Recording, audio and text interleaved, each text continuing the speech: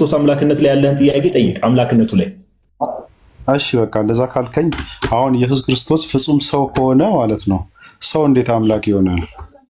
ፍጹም ሰው ብቻ አይደለም ነው መልሱ። ክርስቶስ ፍጹም አምላክ ፍጹም ሰው በተዋህዶ አንድ አካል አንድ ባህሪ ቅድም ስንል እርሱም የሚለው ልጁ ኢየሱስ ክርስቶስን ነው ይላል። ከየት አመጣው? አብ ነው የሚል ጥያቄው። እሺ ስለዚህ እውነተኛ አምላክ የተባለው ኢየሱስ ክርስቶስ ነው። ስለዚህ አትበል ከየት አመጣው? አንድ መካ ላይ የመጣ ሰውዬ እየተከተልክ ሰው አልከተልም ስትል ሐዋርያቶቹ ሁሉም ተሳስተዋል ብለህ አንድ ኢንፋለብል መሐመድን እኮ ነው የምትከተለው። ባይዘው አንድ ብቸኛ ልታምነውና ልታመጣው የምትችለው ማስረጃ እኮ መሐመድ ብቻ ነው። ሰው ነው የምትከተለው። ባይዘው ማን ከማን? ሰውን ከአባቱ፣ ሴት ልጅ ከእናቷ፣ ምራትም ከአማቷ እለያየ ዘንድ መጥቻለሁና። እንዴት ነው ክርስቶስ ሰው ከአባቱ ሴት ልጅ ደግሞ ከእናቷ ሊለያት የሚችል? ምራትስ ከአማቷ ጋር እንዴት ይለያያቸዋል? ሊያጣላቸው ነው የመጣው ማለት ነው አይደል? ይሄ ማረድ፣ መግደል እንደዚህ አይነት የጦርነት መንፈስ አለ አይደለ? የክርስትናው መንፈስ እንዳልሆነ አንዱ ማሳያ ጌታችን እንደው ደግ አደረክ ማለት ነበረበት አይደል? ጌታ ግን ምን አለው መሰለ? በዚያን ጊዜ ኢየሱስ እንዲህ አለው፣ ሰይፍ የሚያነሱ ሁሉ በሰይፍ ይጠፋሉና ሰይፍን ወደ ስፍራው መልስ። አየህ? የስ ቴንክ ዩ በጣም ነው የማመሰግነው። ዲፕ አንደርስታንዲንግ፣ የሚገርም እይታ። እኔ ለምን እንደዛ እንደማላይ አላቅም። ሌላ ነገር ነው የሚታይ ሰባ ነበኩ ሰዓት እና ባይዘው ጎበዝ ነው እኮ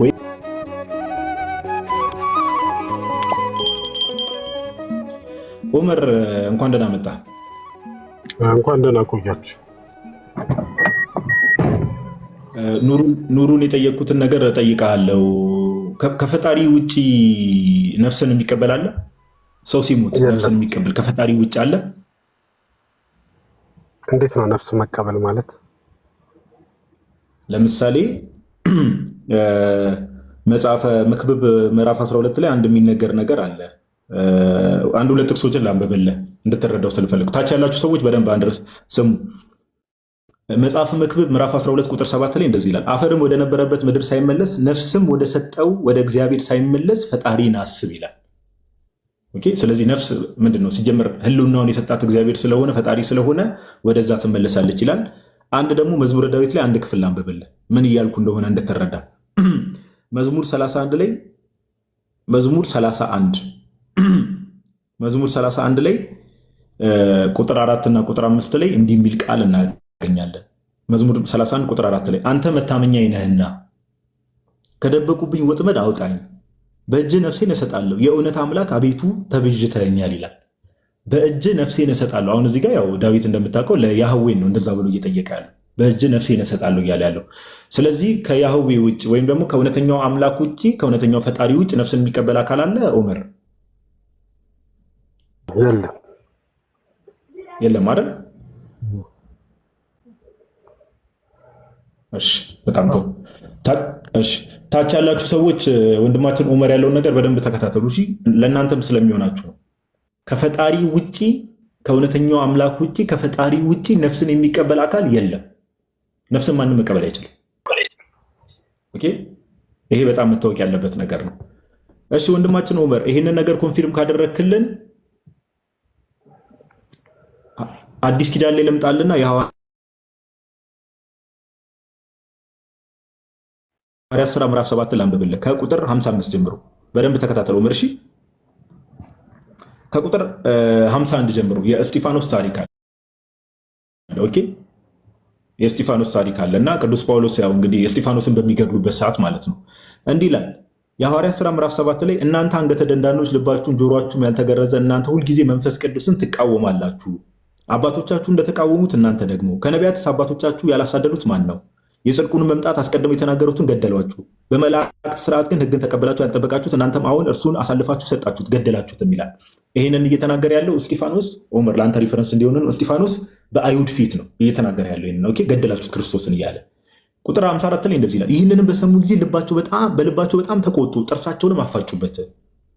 መንፈስ ቅዱስንም ቁጥር 55 ላይ በደንብ ትኩረት አድርግ። መንፈስ ቅዱስንም ተሞልቶ ወደ ሰማይ ትኩር ብሎ ሲመለከት የእግዚአብሔር ክብርንም ኢየሱስንም በእግዚአብሔር ቀኝ ቆሞ አየ ይላል።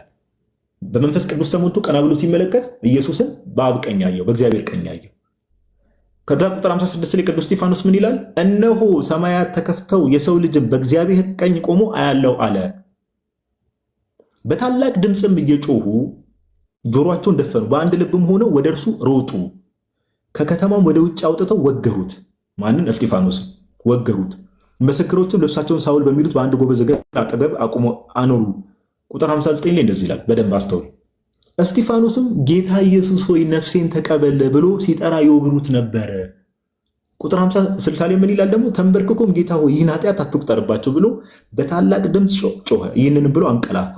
ሳውልም በእርሱ መገደል ተስማምቶ ነበር ይላል።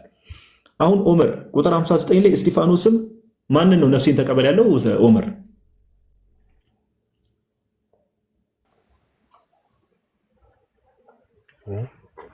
አምላኩ ምንድን ያለው? እስጢፋኖስ ጌታ ኢየሱስ ሆይ ነፍሴን ተቀበል ነው አይደል ያለው? አይደል? በጣም ጥሩ። ስለዚህ ቅድም ደግሞ አንድ የተስማማንበት ነገር አለ ስንገባ። ምን የሚል ነገር ተስማማን? ከአምላክ ውጭ ከያህዌ ከእውነተኛው አምላክ ውጭ ከእውነተኛው ፈጣሪ ውጭ ነፍስን የሚቀበል አካል የለም ብለናል አይደል?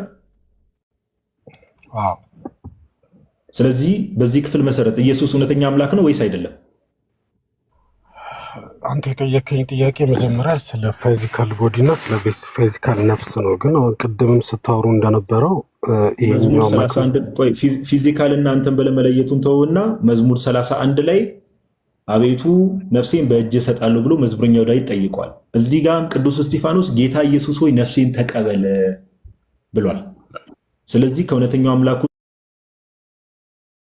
ውጭ ነፍስን የሚቀበል አለ ወይ ብዬ ስጠይቀ ማንም የለም ብለኛል ከእውነተኛው አምላክ ውጭ። ስለዚህ ቅዱስ እስጢፋኖስ ጌታ ኢየሱስ ሆይ ነፍሴን ተቀበለ ብሎ ሲጣራ ይወግሩት ነበር ይላል። ስለዚህ ኢየሱስ ክርስቶስ በዚህ ክፍል መሰረት እውነተኛ አምላክ ነው ወይስ አይደለም? ይሄ ስለ አምላክነት እኮ ያገናኘውም አሁን ያልከኝ እኔ እንዳውራ ታደርገኛለህ። ሰምቻለሁ ደግሞ ላውራ። አይ ከአምላክ ውጭ ነፍስን መቀበል የሚችላለ እኮ ፊዚካል ነፍስና ማለት መግደል መፍጠር የሚለውን አይደለ ነፍስ ያልከኝ? ነፍስ ሰው እየሞተ ባለበት ሰዓት ላይ ነፍሴን ተቀበል። ነፍስ ስንት አይነት ነፍስ ነው ያለው እንዴ? እኮ ለምሳሌ እንደ ቅድም ስታወሩ እንደነበሩት ዘላለማዊ ህይወት ማለት ላይክ እኔ ስለሱ አልገባውም። እኔ ስለ ዘላለም ህይወት ውስጥ አልገባውም። ኦመር ሌላ ቦታ ዳዊት ለምሳሌ አቤቱ ነፍሴን በእጅ እሰጣለሁ ሲል የትኛውን ነፍስ ነው እያወራ ያለው? ለሱ እንትን የሚልለትን ነው። ምን የሚልለትን? እሺ ይሁን። እሺ ነፍስ ምን አሁን አንተ ያልከው ነፍስ ይሁን። ሰው አምላክነቱን ለመግለጽ ይሄ ነው ማስረጃ ነው ነው አልገባኝም። አሁን ያቀረብከው ከእውነተኛው አምላክ ውጭ ነፍስን የሚቀበላለ ወይ ነው ጥያቄው እኮ። እንዲቀበል ከሰጠ በራሱ ነው ያደረገው እያልከኝ ነው። በራሱ ነው የሚያደርገው ኢየሱስ። እሺ ልቀበልህና ኢየሱስ ካረገ በኋላ ኦመር አሁን እኮ የሐዋርያት ስራ ማለት እንደምታውቀው ጌታችን ኢየሱስ ክርስቶስ ካረገ በኋላ ነው። ኦኬ ምን አለ መሰለህ ቅዱስ እስጢፋኖስ በራሱ ተሳስቶ ነው እንዳንል ራሱ ምን ይላል መሰለህ? በመንፈስ ቅዱስ ተሞልቶ ነው የሚለው ከላይ ጀምሮ ስትመለከት። እሺ አግሪ ተስማማው። ስለዚህ አሁን ባመጣው ፖይንት ተስማማው። ስለዚህ እኔ ከራሴ አንዳች ማድረግ አልችልም ከሚለው የመጽሐፍ ቅዱስ ተስካ አሁን ያወራኸውን አስማማልኝና ትክክል ነህ ልበል። ኦኬ ስለዚህ በዚህ ክፍል ግን አሁን ባነሳነው ክፍል መሰረት ወደዛ እንሄዳለን። ችግር የለውም። አሁን ባነሳነው ክፍል መሰረት ዮሐንስ ቆይ አንዴ እሱን ከመለስክልኝ ቆይ ወዳጅ የትም ዮሐንስ ወንጌል ምዕራፍ 5 ጋር ከመሄዳችን በፊት አሁን በዚህ ባወራነው ክፍል መሰረት ባቀረብኩት አርጊውመንት መሰረት ኢየሱስ ክርስቶስ እውነተኛ አምላክ ነው ወይስ አይደለም? ባቀረብኩት አርጊውመንት መሰረት እውነተኛ አምላክ የምትለውን ደግሞ መጽሐፍ ቅዱስ እውነተኛ አምላክ ማን እንደሆነ ነግሮናል። ስለዚህ ኮንትራዲክት ያደርጋል። አሁን ባቀረብኩት አርጊውመንት መሰረት ነፍስን ከመቀበል አንጻር እኮ ዑመር እኮ እውነተኛ አምላክ መሆኑን ለምን ላይክ አታሳየኝም? ላይክ ለምን እንደዚህ ውስጥ ከመንጋር እውነተኛ አምላክ መሆኑን አሳየኝ። አይ በቃ ችግር የለውም ዑመር። እኔ አሁን ለምሳሌ እግዚአብሔር አብ እውነተኛ አምላክ ተብሏል አይደል? እግዚአብሔር አብ እውነተኛ አምላክ ተብሏል አይደል? ኢየሱስ ክርስቶስ እውነተኛ አምላክ ተብሏል። ወደዛ ውስጥ መግባት እንችላለን ከፈለግ። አልተባለም። እንግባ። እሺ ወደዛ እንገባለን። ችግር የለውም። ቆይ እንገባለን። ሁሉንም እንገባለን ብለህ ጨረስኩ። አንዴ ቆይ እንገባለን ወደዛ። በደንብ ስማ ግን ታች ያሉ ሰዎች እንዲያውቁ ነው። ወንድማችን መጀመሪያ ምን ብሎ ነው ኮንፊርም አድርጎ የመጣው? በደንብ አስተውሉ። ከእውነተኛ አምላክ ውጪ ኦኬ፣ ከእውነተኛ አምላክ ውጪ ነፍስን የሚቀበል አካል የለም ብሏል። ነፍስ እንግዲህ ብዙ አይነት ነፍስ አለ። የለም ሲጀምር ነፍስ ናት። በቃ አለቀ። ሰው ስጋና ነፍስ አለው። ነፍስ ናት። አለቀ። ስለዚህ የሰውን ነፍስ መቀበል የሚችል ቅድም እኮ መጽሐፈ መክብብ ምዕራፍ 12 ቁጥር 6 እና 7 ያነበብኩልህ ለዛ ነው። ነፍስም ወደ ፈጠራት ወደ እግዚአብሔር ትመለሳለች እኮ ያልኩ ከዛ አንጻር ነው። ስለዚህ ከእውነተኛው አምላክ ውጭ ወንድማችን ኦመር ጋር የተናነቀው ከተባለ ከእውነተኛው አምላክ ውጭ ነፍስን የሚቀበል አካል የለም የሚለውን ነገር ተስማምተን ስንመጣ የሐዋርያት ሥራ ምዕራፍ 7 ላይ መጣንና ቅዱስ እስጢፋኖስ ምን አለ? ጌታ ኢየሱስ ሆይ አለ። ክርስቶስ ካደረገ በኋላ ጋይስ ጌታ ኢየሱስ ሆይ ነፍሴን ተቀበል። ምን አለ? ነፍሴን ተቀበል። ስለዚህ ኦመር በተስማማው መሰረት እውነተኛው አምላክ ከሆነ ነፍስን የሚቀበለው ቅዱስ እስጢፋኖስ በመንፈስ ቅዱስ ተሞልቶ ነፍሴን ተቀበል ብሏል። ስለዚህ አርጊውመንታችን ምንድን ነው? ለዛ ነው ወንድማችን ኦመር ምን አደረገ? ወደኋላ ተመለሰና ቆይ አንዴ ማይክን አትክፈት ከራሴ አንዳች ላደርግ አይቻለኝም የሚለውን እስቲ ከዚህ ጋር አፍታርቅልኝ ብሎ ወደዛ መጣ። ኦኬ አሁን ባነሳነው አርጊውመንት መሰረት ግን ጋይስ እናንተም ይሄን አርጊውመንት በደንብ ተጠቀሙበት። ክርስቶስ ኢየሱስ እውነተኛ አምላክ ለመሆኑ አንዱ ማሳያ ይሄ ነው። እሺ ዋዴ ቀጥልሽ። የሆነ ነገር ማሳየት ፈልጋለሁ መሰለኝ። ቀጥል።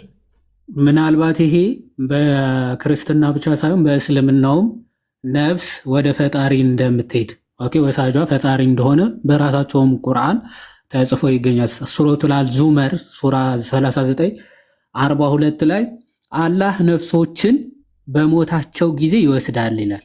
ኦኬ መቼ? በሞታቸው ጊዜ ነፍሶችን ይወስዳል ወደ ራሱ ማለት ነው። ያችንም ያልሞተችውንም በእንቅልፏ ጊዜ ይወስዳታል ይላል። ስለዚህ አላህ ነፍሳትን ሁልጊዜ ወዴት ነው የሚሄዱት? ወደ አላህ ነው የሚሄዱት። መቼ? አንድ ሲሞቱ፣ ሌላ ደግሞ ሲተኙት። ያው ትንሹ ሞት ብለው ስለሚቀበሉ ሙስሊሞች እንቅልፍ ራሱ ትንሹ ሞት ነው ብለው ያምናሉ እና በእንቅልፍ ሰዓት ራሱ ነፍስ ወደ አላህ ትሄዳለች። ከዛ አጠቃላይ መጨረሻ ላይ ደግሞ በሞት ሰዓት ጠቅልላ ወደ እርሱ ትሄዳለች የሚል አስተምሮ አላቸው እና ስለዚህ አላህ ነፍሶችን በሞታቸው ጊዜ ይወስዳል። ከዛ ደግሞ ያልሞተችም ነፍስ ደግሞ በእንቅልፏ ሰዓትም ይወስዳታል ብለው ያምናሉ። ይሄ ያምናሉ። ክርስቶስን ፈጣሪነቱን አምላክነቱ በዚህ ማስረዳትም ይቻላል። ጥሩ አርጊመንት ነው። ቃል የታሰማል። ስለዚህ ጋዲ እንመጣበታለን ያልከውን ሁለቱም ፖይንቶች አሳየኝ። ኢየሱስ እውነተኛ አምላክ የተባለበትንና አንደኛ ዮሐንስ መልእክት ምዕራፍ 5 እኮ ቁጥር 20 ላይ ያለው እኮ እውነተኛ አምላክ ያለው እግዚአብሔር አብ ነው። እናንብቡ ክፍሉን። እንደዛ የሚል ማስረጃ ካቀረብክ እኔ አጨበጭባለሁ። አንደኛ ዮሐንስ መልእክት አንደኛ ዮሐንስ መልእክት ምዕራፍ 5 ቁጥር 20 እናንብበው። እሺ የአንደኛ ዮሐንስ መልእክት ጸሐፊ ማን ነው? ዮሐንስ ነው አይደል? እሺ ይሁን። እሺ የእግዚአብሔርም ልጅ እንደመጣ ሜቢ ዮሐዴ ጎን ለጎን እንትኑ መክፈት ከቻልክ ላስቸግረ ብሮ እስኪ ሜቢ ኮኔክሽን የማያስቸግር ከሆነ ጥቅሱ መክፈት ከቻልክ ሰው እንዲከታተል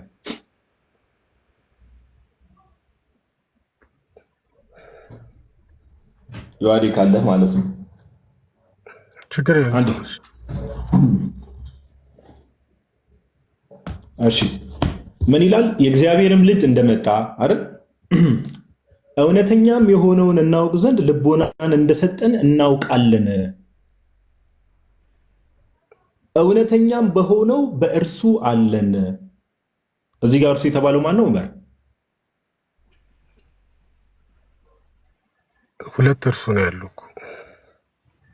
እውነተኛም በደንብ ስማ። የእግዚአብሔር ልጅ የተባለና እውነተኛ አምላክ የተባለ ሁለት አካላቶች ተገልጸዋል። እኔ እውነተኛ አምላክ ላይ አልደረስኩም። በደንብ ስማኝ። እውነተኛም በሆነው በእርሱ አለን። እውነተኛም በሆነው የተባለው እዚህ ጋር በእርሱ የተባለው ማን ነው? ኦኬ ቀጥሎ እርሱም ልጁ ኢየሱስ ክርስቶስ ነው ይላል እኮ የእውነተኛው አምላክ ልጁ ኢየሱስ ክርስቶስ ነው። ያ እውነተኛ አምላክ ደግሞ እውነተኛም ስማኝ፣ እውነተኛም በሆነው በእርሱ አለን ይልና እዚህ ጋር በእርሱ የተባለው አካል ነው። ቀጥሎ እርሱም ተብሎ እየተነገረለት ያለው አካል ኦኬ ይሁን። እሺ ቆይ እኮ እዚህ ጋር እውነተኛ አምላክና የእግዚአብሔር ልጅ የተባሉ ሁለት አካላቶች ተገልጠዋል አይደል? ችግር የለውም፣ ወደሱ እመጣለሁ። ስለዚህ አሁን ተስማምተናል። እውነተኛም በሆነው በእርሱ የተባለው እዚህ ጋር እርሱ የተባለው አካል ጌታችን ኢየሱስ የሚለው ተስማምተናል ብለኛል። እርሱም ልጁ ኢየሱስ ክርስቶስ ነው የተባለውም እርሱ ኢየሱስ እንደሆነ ተነግሯል። ስለዚህ አሁን መጨረሻ ላይ እርሱ የተባለው አካል ማለት ነው። ስለዚህ የእግዚአብሔር ልጅ እውነተኛውን አምላክ እንድናውቅ አደረገን አይደል? ቆይ መጽሐፍ ቅዱሱ ይናገር ኦመር፣ የእኛን ሀሳብ ሳይሆን መጽሐፍ ቅዱሱ እውነተኛም በሆነው በእርሱ አለን። ስማኝ፣ እውነተኛም በሆነው በእርሱ አለን ይላል። እርሱም ልጁ ኢየሱስ በእርሱ የሚለውን ነገር በእርሱ የተባለው እዚህ ክፍል ላይ ኢየሱስ እንደሆነ ኮንፊርም አድርገንልናል። እርሱም ልጁ ኢየሱስ ክርስቶስ ነው የሚለውን ተስማማል። ስለዚህ አውዱን ጠብቀን ስንፈታ በእርሱ የሚለው እሱ ጌታችን ኢየሱስ ከሆነ እርሱም ልጁ ኢየሱስ ክርስቶስ ነው የሚለው እርሱን ከሆነ የሚገልጸው መጨረሻ ላይ እርሱ የሚለው አብ ነው ያልከውን ኬት ነው ያመጣው?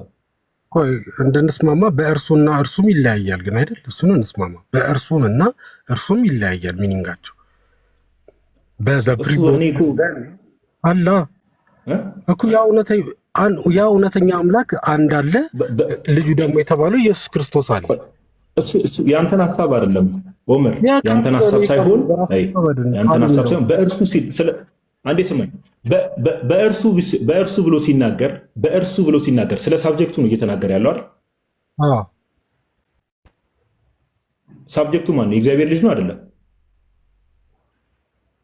ለምን እንድናቅ መጀመሪያ የተደረገው እውነተኛውን ነው እንጂ እውነተኛውን ልጁን ያሳወቀው በልጁ ያወቀው። አሁን እኮ ማለት ምን ያስቃል? ኦመር እሺ በቃ ተጨማሪ አርጉመንት ሜይ ቢ ዮሐድ ይቀጥላል። አንዴ ቆይ መጨረሻ ላይ አንዴ ስማ። እኔም ላውራ ጋዲሳ፣ እኔ እኮ እያወራሁ አይደለም፣ ዝም ብዬ እየሰማሁ አይደለም። አንተ እንድትማርና እሺ እርሱ የተባለው እውነተኛ አምላክና የዘላለም ሕይወት ነው ይላል አይደለ? አብ ነው አይደል እያልክ ያለኸው? በኤንድ ኮንጃክሽን ኤንድ አለ። ስለዚህ እውነተኛ አምላክ የተባለ አለ፣ ልጁ የተባለ አለ። ኤንዱን ካይን ለማንሳት ነው መጽሐፍ የዮሐንስ ወንጌልም ሆነ የዮሐንስ መልእክታት በአጠቃላይ አብ አንድ ቦታ የዘላለም ሕይወት ተብሎ ተጠርቷል? ከዚህ ክፍል ውጭ አብ የዘላለም ሕይወት ሁለቱም ተጠቅሷል። 17:3 ላይ ዮሐንስን የጻፈው አላል? ዮሐንስ በጻፈው 17:3 ከዚህ ክፍል ውጭ አብ የዘላለም ሕይወት ተብሎ ተጠርቷል መጽሐፍ ቅዱስ ላይ የዮሐንስ ጽሑፎች ላይ? እስቲ የቱ ጋር? 17:3 ዮሐንስ 17:3 እውነተኛ አምላክ ይላል። አብ የዘላለም አይደለም የጠየቅኩህን ስማኝ። አብ የዘላለም ሕይወት ተብሎ ተጠርቷል። የኔ ጥያቄ አብ የዘላለም ሕይወት ተብሎ ተጠርቷል? አብ ራሱ ለምን? አንደኛ ዮሐንስ መልእክት ምዕራፍ 5 ቁጥር 20 ላይ እርሱ እውነተኛ አምላክና የዘላለም ሕይወት ነው የተባለው እርሱ የተባለው አካል አየህ። ስለዚህ አብ የዘላለም ሕይወት ተብሎ የተጠራበትን ከዮሐንስ ወንጌል ልታሳየን ነው ሌላ ክፍል ላይ። እኔ ኢየሱስ ክርስቶስ ግን የዘላለም ሕይወት ተብሎ እንደተጠራ ሌላ ክፍል የዮሐንስ ጽሑፍ ላይ እናሳያለን። አንዴ ስልክ እየተደወለብኝ ነው። አንዴ ሀሳቡን ቀጥሎች። አንዴ ይቅርታ፣ አንዴ ምንድነው የጠየቀህ? መጀመሪያ አብ ምን ተብሎ ተጠቅሷል የነበረ የጠየቀ? የዘላለም ሕይወት። እሺ፣ ስለዚህ ዮሐንስ ወንጌል ምዕራፍ 17 ከቁጥር 3 ነው ጥያቄ ጥቅሱ የፈለከው 17:3 ላይ በማወቅ እውነተኛ አምላክ ብቻ የሆነው አንተ የላከውንም ኢየሱስ ክርስቶስ ያውቁ ዘንድ ይህች የዘላለም ሕይወት ናት አለ። ስለዚህ የዘላለም ሕይወት የሚገኘው አብ የዘላለም ሕይወት ነው የተባለው የቱ ጋር ነው? ጥያቄው አብን ማወቅ የዘላለም ሕይወት ያስገኛል ይላል። ይኸው እኔ አብን ማወቅ ጥያቄው ራሱ አብ የዘላለም ሕይወት ነው ተብሎ የተጠቀሰበት ክፍል አምጣ ነው። እዛ ቆይ ስማ፣ አብን ማወቅ የዘላለም ሕይወት ነውና አብ ራሱ የዘላለም ሕይወት ነው፣ ልዩነት አለው። ስማ፣ ጥያቄውን ሳይገባህ ነው የጠቀስከው። ለዛ ነው ደጋግሞ የጠየቀ። አብ ራሱ የዘላለም ሕይወት ነው ተብሎ የተጠቀሰበት ክፍል አምጣ። እዚህ ጋር የዘላለም ሕይወት ነው ይላል አብ። ሁሉም ነቢያት እኮ የዘላለም ሕይወት ጋር እኮ አይደለም አሁን እውነተኛ አምላኩ ጋር አሁን ጥቅስ አምጣ። አብ የዘላለም ሕይወት ነው የተባለው ጥቅስ አምጣ። ከርዕሱ እኮ ለምን አይደለም ለምን ታሰፋዋለህ ዮሐን? ስለዚህ የለህም። ስለዚህ ና ቆይ ና አማርኛም ባይዘዌ አማርኛም በዚህ አጋጣሚ በደንብ እያስተማርን ነው ልንሄድ የምንችለው ማለት ነው። ወይም በእንግሊዝኛ ናውን ነው ፕሮናውን ምንድን ነው እርሱ ጥቅሙ እርሱ ታውቀዋለህ ምንድን ነው በአማርኛ ሰዋሰው ከምንድነው የሚመደበው? ከስም ከግስ ምናምን ከምንድነው የሚመደበው? እስኪ አያውቀውም። እሺ የዚህ አረፍተ ነገር የቁጥር 20 አረፍተ ነገር ሰብጀክቱ ማን ነው? ባለቤቱ ማን ነው? ዑመር አርኪቴክቸር ሁለት ነው ባለቤቱ እንዳለ የዚህ አረፍተ ነገር ባለቤት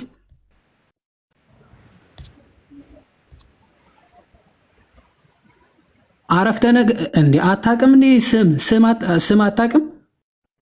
ከሁለት ስም ነው የተጠቀሰው። የትኛው ነው? ክሎዝ እኮ አሳየኝ። ሁለት ስም የተጠቀሰበትን አሳየኝ። ሁለት በአንድ አረፍተ ነገር ሁለት ስም ተጠቅሷል። እሺ የትኛው ነው? ሁለቱም አሳየኝ። አንዱ እውነተኛ አምላክ የሚለው አንዱ ስም እውነተኛ አምላክ ስም ነው። እውነተኛ አምላክ ስም ነው። ወይኔ እውነተኛ አምላክ የሚለው ስም ነው እዚህ ክፍል ላይ። ስም ነው። በጌታ ስም ማለት ገላጭ ስም ነው። ይሄ እኮ ነው። አንተ እውነተኛ አምላክ ነው እየተባለ ስም ነው ወይስ ፕሪዲኬት ነው? ገላጭ ነው። ምን እንደሆነ ያ ሰብጀክት ቆይ ስማ፣ ሰብጀክቱ ምን እንደሆነ እየተናገረ እንጂ ሰብጀክት ነው ራሱ። ይሄ እኮ ነው። በቃ አረብኛ እያጠኑ ስለሚውሉ ሌዲስ ኤንድ ጀንትልመን አማርኛ ራሱ አያውቁትም። ይሄ የባለቤቱ ገላጭ ነው። እርሱ ነው። አሁን እዚህ ጋር ባለቤቱ እርሱ ነው። እሺ እውነተኛ አምላክ አይደለም ባለቤቱ፣ እርሱ ነው። ይሄ ገላጭ ነው፣ የባለቤቱ ገላጭ።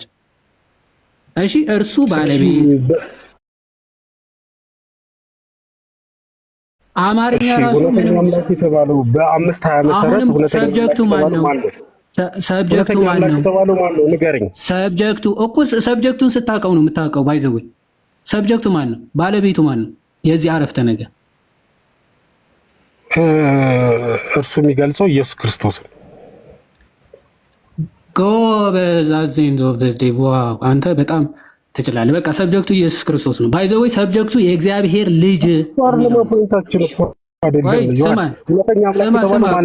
እሱ አይደለም እኮ ይኸውልህ፣ ሰብጀክቱን ካወቅ ሰብጀክቱን ተክቶ የሚመጣ ፕሮናውንስ ለምሳሌ በስነ ጽሁፍ ህግ አንድ ሰብጀክት ይጻፋል። ከዛ በኋላ ሰብጀክቱን ሪፒት ላለማድረግ ፕሮናውንስ ነው የምትጠቀመው። ወይም ደግሞ ለምሳሌ ጋዲ የዚህ ሀገር ተወላጅ ነው እርሱ እያልኩኝ ከዛ በኋላ ጋዲ እያልኩኝ መጥቀስ አይጠበቅብኝ። እርሱ እያልኩኝ ከጠቀስኩኝ በቃ ስለ ጋዲ ነው እያወራ ያለሁት ማለት ነው። ሰብጀክቱ የሚጀምረው እዚህ ጋር የእግዚአብሔር ልጅ ነው። ያው እውነተኛውን እንድናውቅ ያደረገን አይደል? እውነተኛ የሆነው እሱ ነው። እርሱ ነው እውነተኛው። እሺ እዚህ ጋር ሁለት የተገለጹ ፐርሰኖች፣ ሁለት የተገለጠ የለም፣ አንድ ነው። ስለ አንድ ነው። የትኛውን ሁለተኛው አምጣ። የታለ ሁለተኛ አምላክ ሌላ እንደሆነ የሚናገረው የቱ ጋር ነው? ሰብጀክት የቀየረበትን አሳየኝ። የእግዚአብሔር ልጅ እንደመጣ የእግዚአብሔር ልጅ እሺ አንዴ ያዝ አትሩት፣ ተረጋጋ። የእግዚአብሔር ልጅ የተባለው ማን ነው? ኢየሱስ ክርስቶስ። ጎበዝ። አቤት ዑመር፣ ያው ኢየሱስ ክርስቶስ። አሁን ሰብጀክት የቀየረበትን ትነግረኛለህ አንተ። ቆይ የእግዚአብሔር ልጅ እንደመጣ የመጣው ማን ነው? ኢየሱስ። እሺ በጣም ጥሩ። እውነተኛ የሆነውም እናውቅ ዘንድ ልቦናን እንደሰጠን እናውቃለን ይላል። እውነተኛ የሆነውን እንድናውቅ እውነተኛ የተባለው ማን ነው? ላይክ እግዚአብሔር አብን እንድናውቅ ያደረገን እግዚአብሔር አብ ነው። እግዚአብሔር አብ ነው እዚህ ጋር እውነተኛ። እሺ ራሱ ይመልሰዋል ማን እንደሆነ። እውነተኛውም በሆነው በእርሱ አለን ይላል። እውነተኛው በሆነው በእርሱ አለን። እርሱ የተባለው ማን ነው?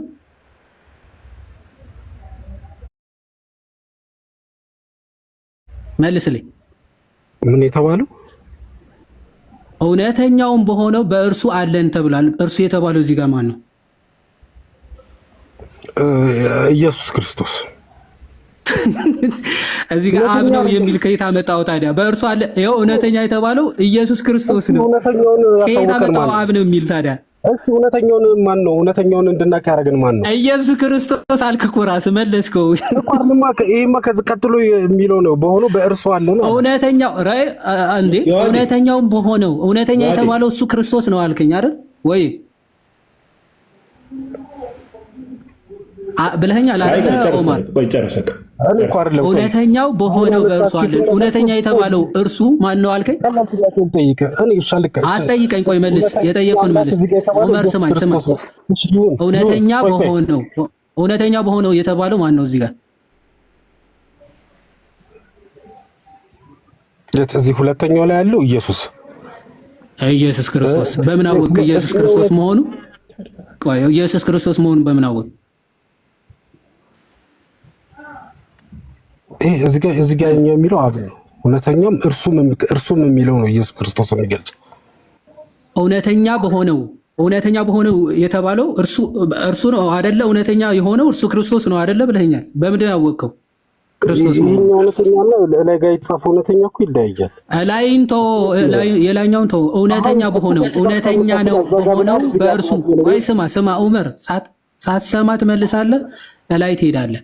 እውነተኛ በሆነው በእርሱ አለን ይላል። እውነተኛ በሆነው የተባለው ማን ነው? እዚህ ክፍል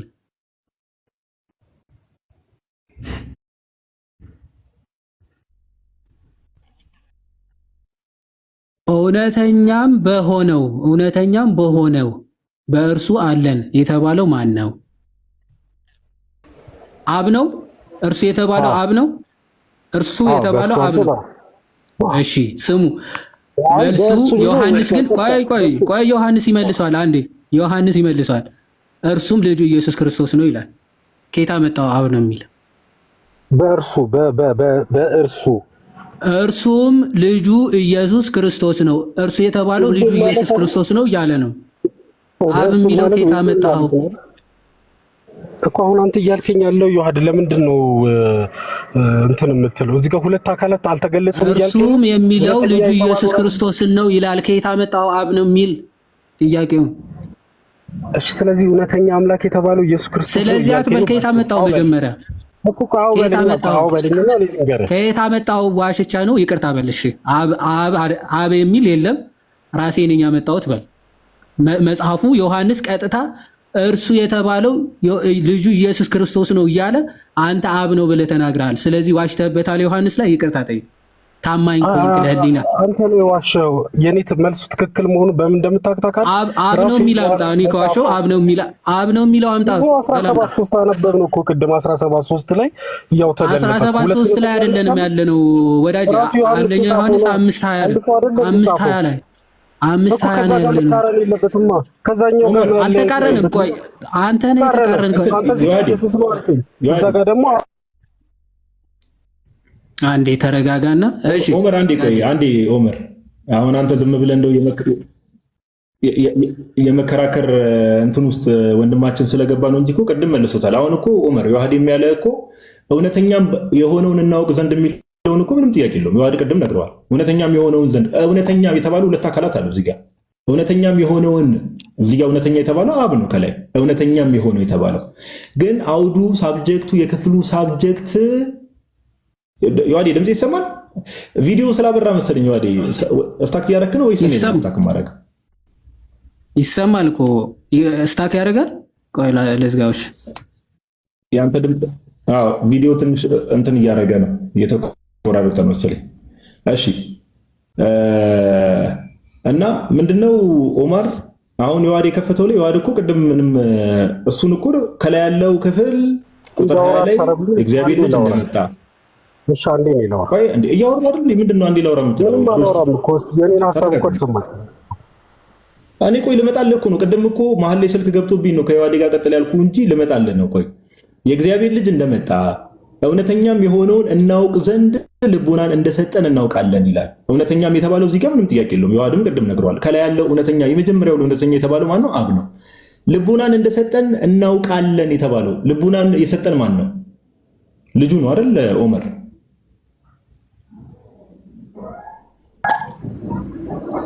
አይደለም አብን ነው። እንደርሱ አለ እውነተኛ የሆነው እናውቅ ዘንድ ልቡናን እንደሰጠን እናውቃለን። ልቡናን የሰጠን ማን ነው? እሺ ይሁን ኦኬ። እኔ እኮ መጀመሪያ አብ ነው ትልና መልሰ ደግሞ ይሁን ትላለህ። እሺ ልቡና እንደሰጠን እናውቃለን። እሺ አምስት ያለ አልከራከርም፣ ተስማማው። ኢየሱስን ነው እውነተኛ አምላክ። ቆይ አምነህበት ነው መውጣት ያለብህ ወዳጅ፣ አምነህበት ነው እንጂ እንዲሁ ዝም ብለህ እንትን ለማለት አይደለም። እየሰማችኝ አይደለም? በምን ልመነቁ የኔን ማሰብኩ። እሺ ቅድም የጠየቁን። እሺ በቃ አሁን እዚህ ክፍል ላይ ከቅድም ጀምሮ ኮንሲዲ እያረክስ ስለነበር አብ የዘላለም ሕይወት ተብሎ የተጠራበት ክፍል አለ። አይ እሱ ጋር አይደለም። አሁን እውነተኛ አምላክ ርዕሳችሁ እውነተኛ አምላክ ማን ነው? ያ እርሱ ስማኝ አንዴ፣ እርሱ የተባለው አካል አይደለ? እውነተኛ አምላክና የዘላለም ሕይወት የተባለው ራሱ አካል ነው አይደል?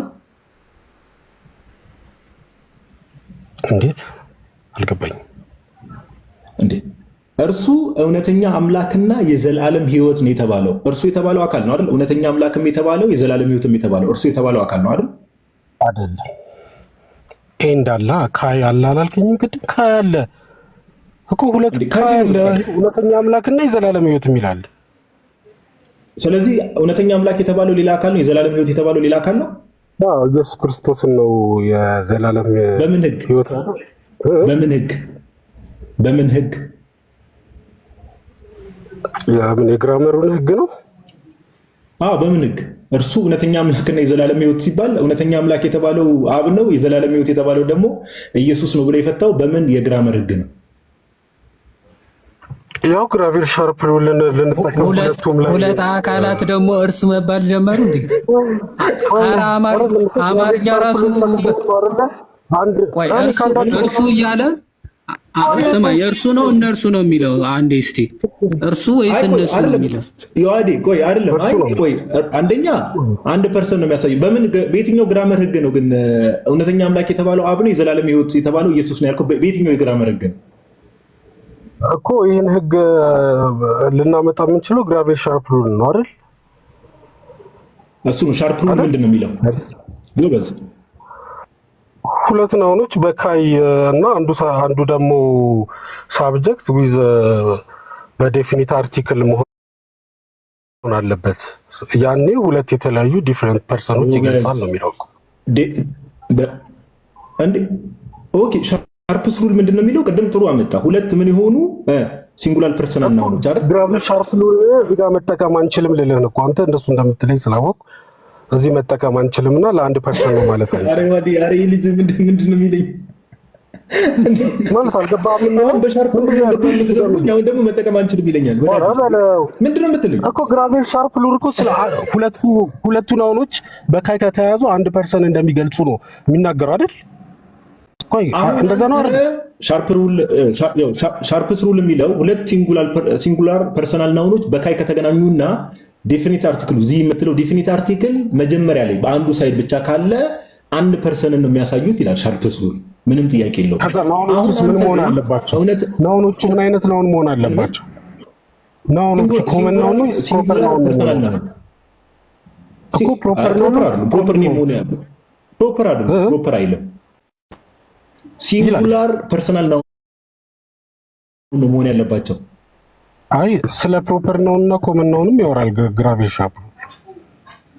ፕሮፐር ኔም አይልም፣ ሲንጉላር ፐርሰናል ናውን ነው የሚለው ሻርፕስ ሩል ወዳጅ። እሺ አልከራከርም ሳይሆን እንደዛ ነው የሚለው። ምንድን ነው የምትለው? እንደዛ ይደምታል። እኔ አንድ ስልክ ስላለኝ እዛው ክፈትና ላይክ ፕሮፐር ናውን መሆን እንዳለባቸው ይናገራል። አረ ይሄ ልጅ እግዚአብሔርን ያዋርደኝ ከፈተውና እስቲ እኔ ተሳስተሃል በለኝ። እኔ አንድ ስልክ ነው ያለኝ አልችልም። ስለዚህ አሁን አንተ ቆይ ስማኝ። ስለዚህ ሻርፕስ ሩል አፕላይ የሚያደርገው ፕሮፐር ኔምም ላለበት አፕላይ ያደርጋል እያልከን ነው? ምን ያደርጋል? ፕሮፐር ኔም ባለበት ወይ ደግሞ ፕሮፐር ኔሞች በካይ ሲገናኙ ሻርፕስ ሩል አፕላይ ያደርጋል እያልከን ነው? በጣም ጥሩ። እሺ ይሄን ማስረጃ ካሳየው ግን አሁን የመጨረሻ ከቅድም ጀምሮ ያው በእርግጥ ብዙ ነገር ኮንሲድ አድርጋል። ከቅድም ጀምሮ ስታወራ የነበረው ነገር እየቀጠፍክ እንደነበረ ማስረጃ አሳያለሁ። እሺ አንዴ ላሳየህ ላውጣለህ። ይዋዲ እስከዛ ድረስ የምታነሳው ሀሳብ ካለ ድሉ ልስጥ ብለው እስኪ አንዴ ላሳየህ። ወይኔ ላውራ እስከዛ አንተ እስከምታወራው አንተ ምንድን ነው የምታወራው? ሚዩት አድርግ እንጂ ወዳጄ፣ ምን ታወራለህ? እስከሚያወጣው አንተ ጋር አንተ ሲጀመር ስለ ዮሐንስ 5:20 ላይ እውነተኛ የተባለው ኢየሱስ ክርስቶስ ነው አልከኝ አይደል? እንግሊዘኛ ራሱ ስለ ናውን ኤንድ ፕሮናውን ሳታውቅ ግራቭሊን ሻርፕ ሩል በጣም ጎበዝ ነው። በጣም አሪፍ። እሺ እንደዛ ከሆነ ቆይ አንዴ የናውንና የፕሮናውን እሺ ስማኛ፣ የናውንና የፕሮናውን ልዩነታቸው ምንድን ነው? ግሪኩ ላይ ያወጣልሃል እሱ። አክቹዋሊ እኔም እዚህ ማውጣት እችላለሁ። አክቹዋሊ የናውንና የፕሮናውን ልዩነት ምንድን ነው? ልዩነታቸው ምንድን ነው? ኧረ ማለቱን ትተህ መልስ ማይ ብራዘር። እባክህ አንደኛ ዮሐንስ 5:20 ላይ እሱ እስከሚያወጣ ድረስ ነው። ናውንን ፕሮናውን መልስ ልዩነቱ ምንድን ነው?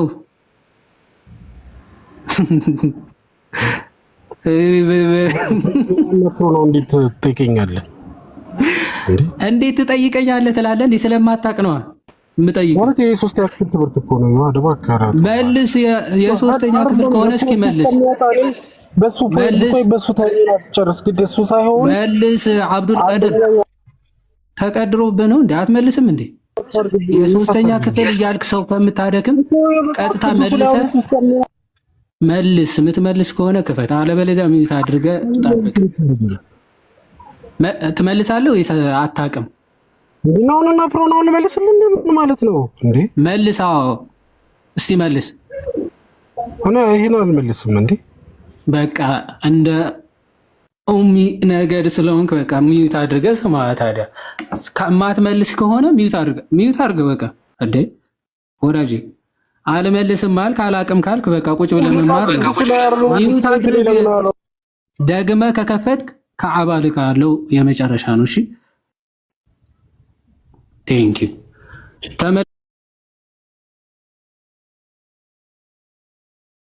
ተመልከቱ፣ ይሄ ሰው ናውንና ፕሮናውን ሳይለይ አሁን ጭራሽ ግሪክ ማለት ነው። ኦኬ ደግመህ ሚዩት አድርገዋል። ደግመህ ከከፈትክ አስወርዳለሁ። እንትኑን ይሄ የግሪኩን አንዴ እንጨርሰውና ከፍተዋል ወይስ ልክፈትልን? ጋዲ ካሜራ ላሳየው ነበር እዚህ ጋር ቅድም ካሜራውን ላዞር ስልኮ እቺ አለ አይደለ ካሜራ ማዞሪያዋ ምናምን ነገር ኮኔክሽኑ ትንሽ ያዛዝጋል መሰለኝ እንጂ ከፍቼዋለሁ። እዚህ ጋር ቅድም ምን ነበር ያልከን? ለፐርሰናል ለፕሮፐር ኔም አፕላይ ያደርጋል ነበር አይደል ያለን? ኦቨር ያልከን አይደል?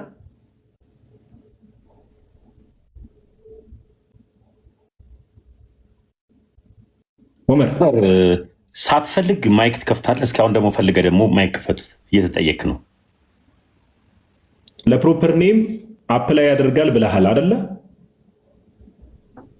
ሻርፕስ ሩል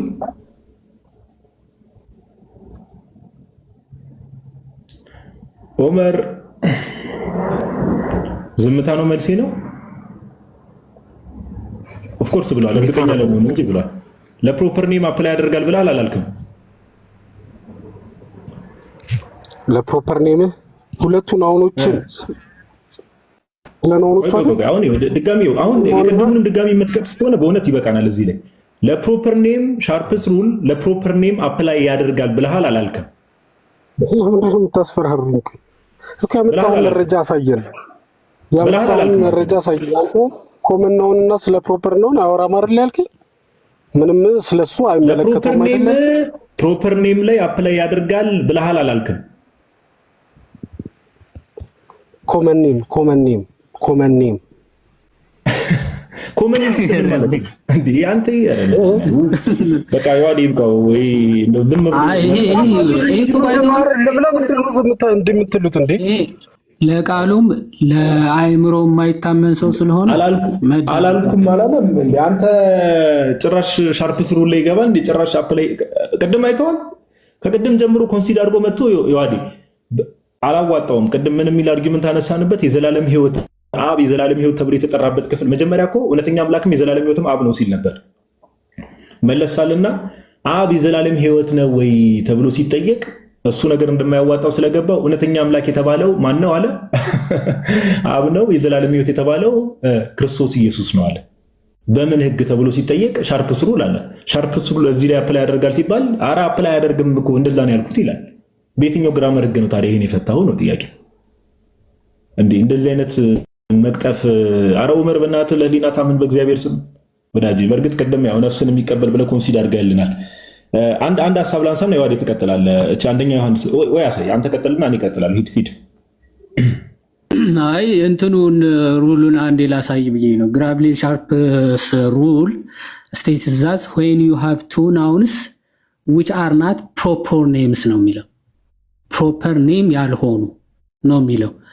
ቀደም ለፕሮፐር ናውንስ ይሆናል ለፕሮፐር ኔምስ ይሆናል እያለ ሲጨቃጨቅ ሲከራከር ነበር። ጋዲ አይሆንም እያለ ሲለው ነበር። እስቲ ማስረጃ ክፈት ካል ክፈተውና እናየዋለን እኮ እያለ ሲያደርገው ነበር። እሺ ይሆናል ብለኛል ለፕሮፐር ናውንስ ተብሎ ሲጠየቅ አይ ለኮመን ያልኩት ደግሞ ማለት ነው።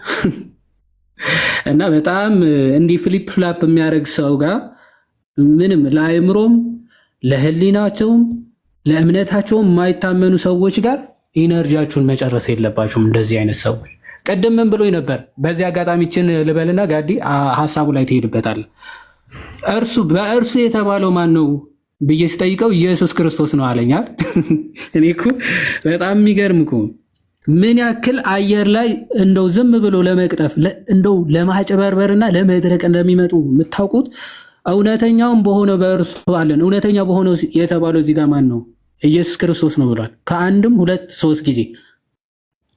ከዛ በኋላ ስለዚህ እውነተኛ በሆነው ስለተባለ ክርስቶስ ራሱ ነው አለ። ስለዚህ እርሱ ልጁ ኢየሱስ ክርስቶስ ነው ተባለ። እስከዚህ ድረስ እየተናገረ ያለው ስለ ክርስቶስ ነው ማለት። ምክንያቱ ኢየሱስ ክርስቶስ ነው አለ። እዚህ ጋር ሰብጀክት ኮት አድርጓል አይደል? ማነው ሰብጀክቱ? ልጁ የተባለው የእግዚአብሔር ልጅ የተባለው ኢየሱስ ክርስቶስ ነው። ከዛ በኋላ እርሱ ካለ ከፊት ሰብጀክት ኮት አድርጓል ማለት ነው። ስለ ከፊት የጠቀሰው ሰብጀክት ነው እያወራ ያለው። እኔ በጣም እኮ ቀላል አማርኛ ህግ እኮ ነው። ጋዲሳ በሶ በላ እርሱ ተማሪ ነው ካልኩኝ እርሱ ያለው ስለበቀለ ነው ብለን እንዴት ተከራከራል? ያልተጠቀሰን አሁን ከሱ በፊት ያልተጠቀሰን አሁን እርሱ ብሎ ሊያመጣ አይችልም። በግራመር ህግም የማይመጣ ኦኬ።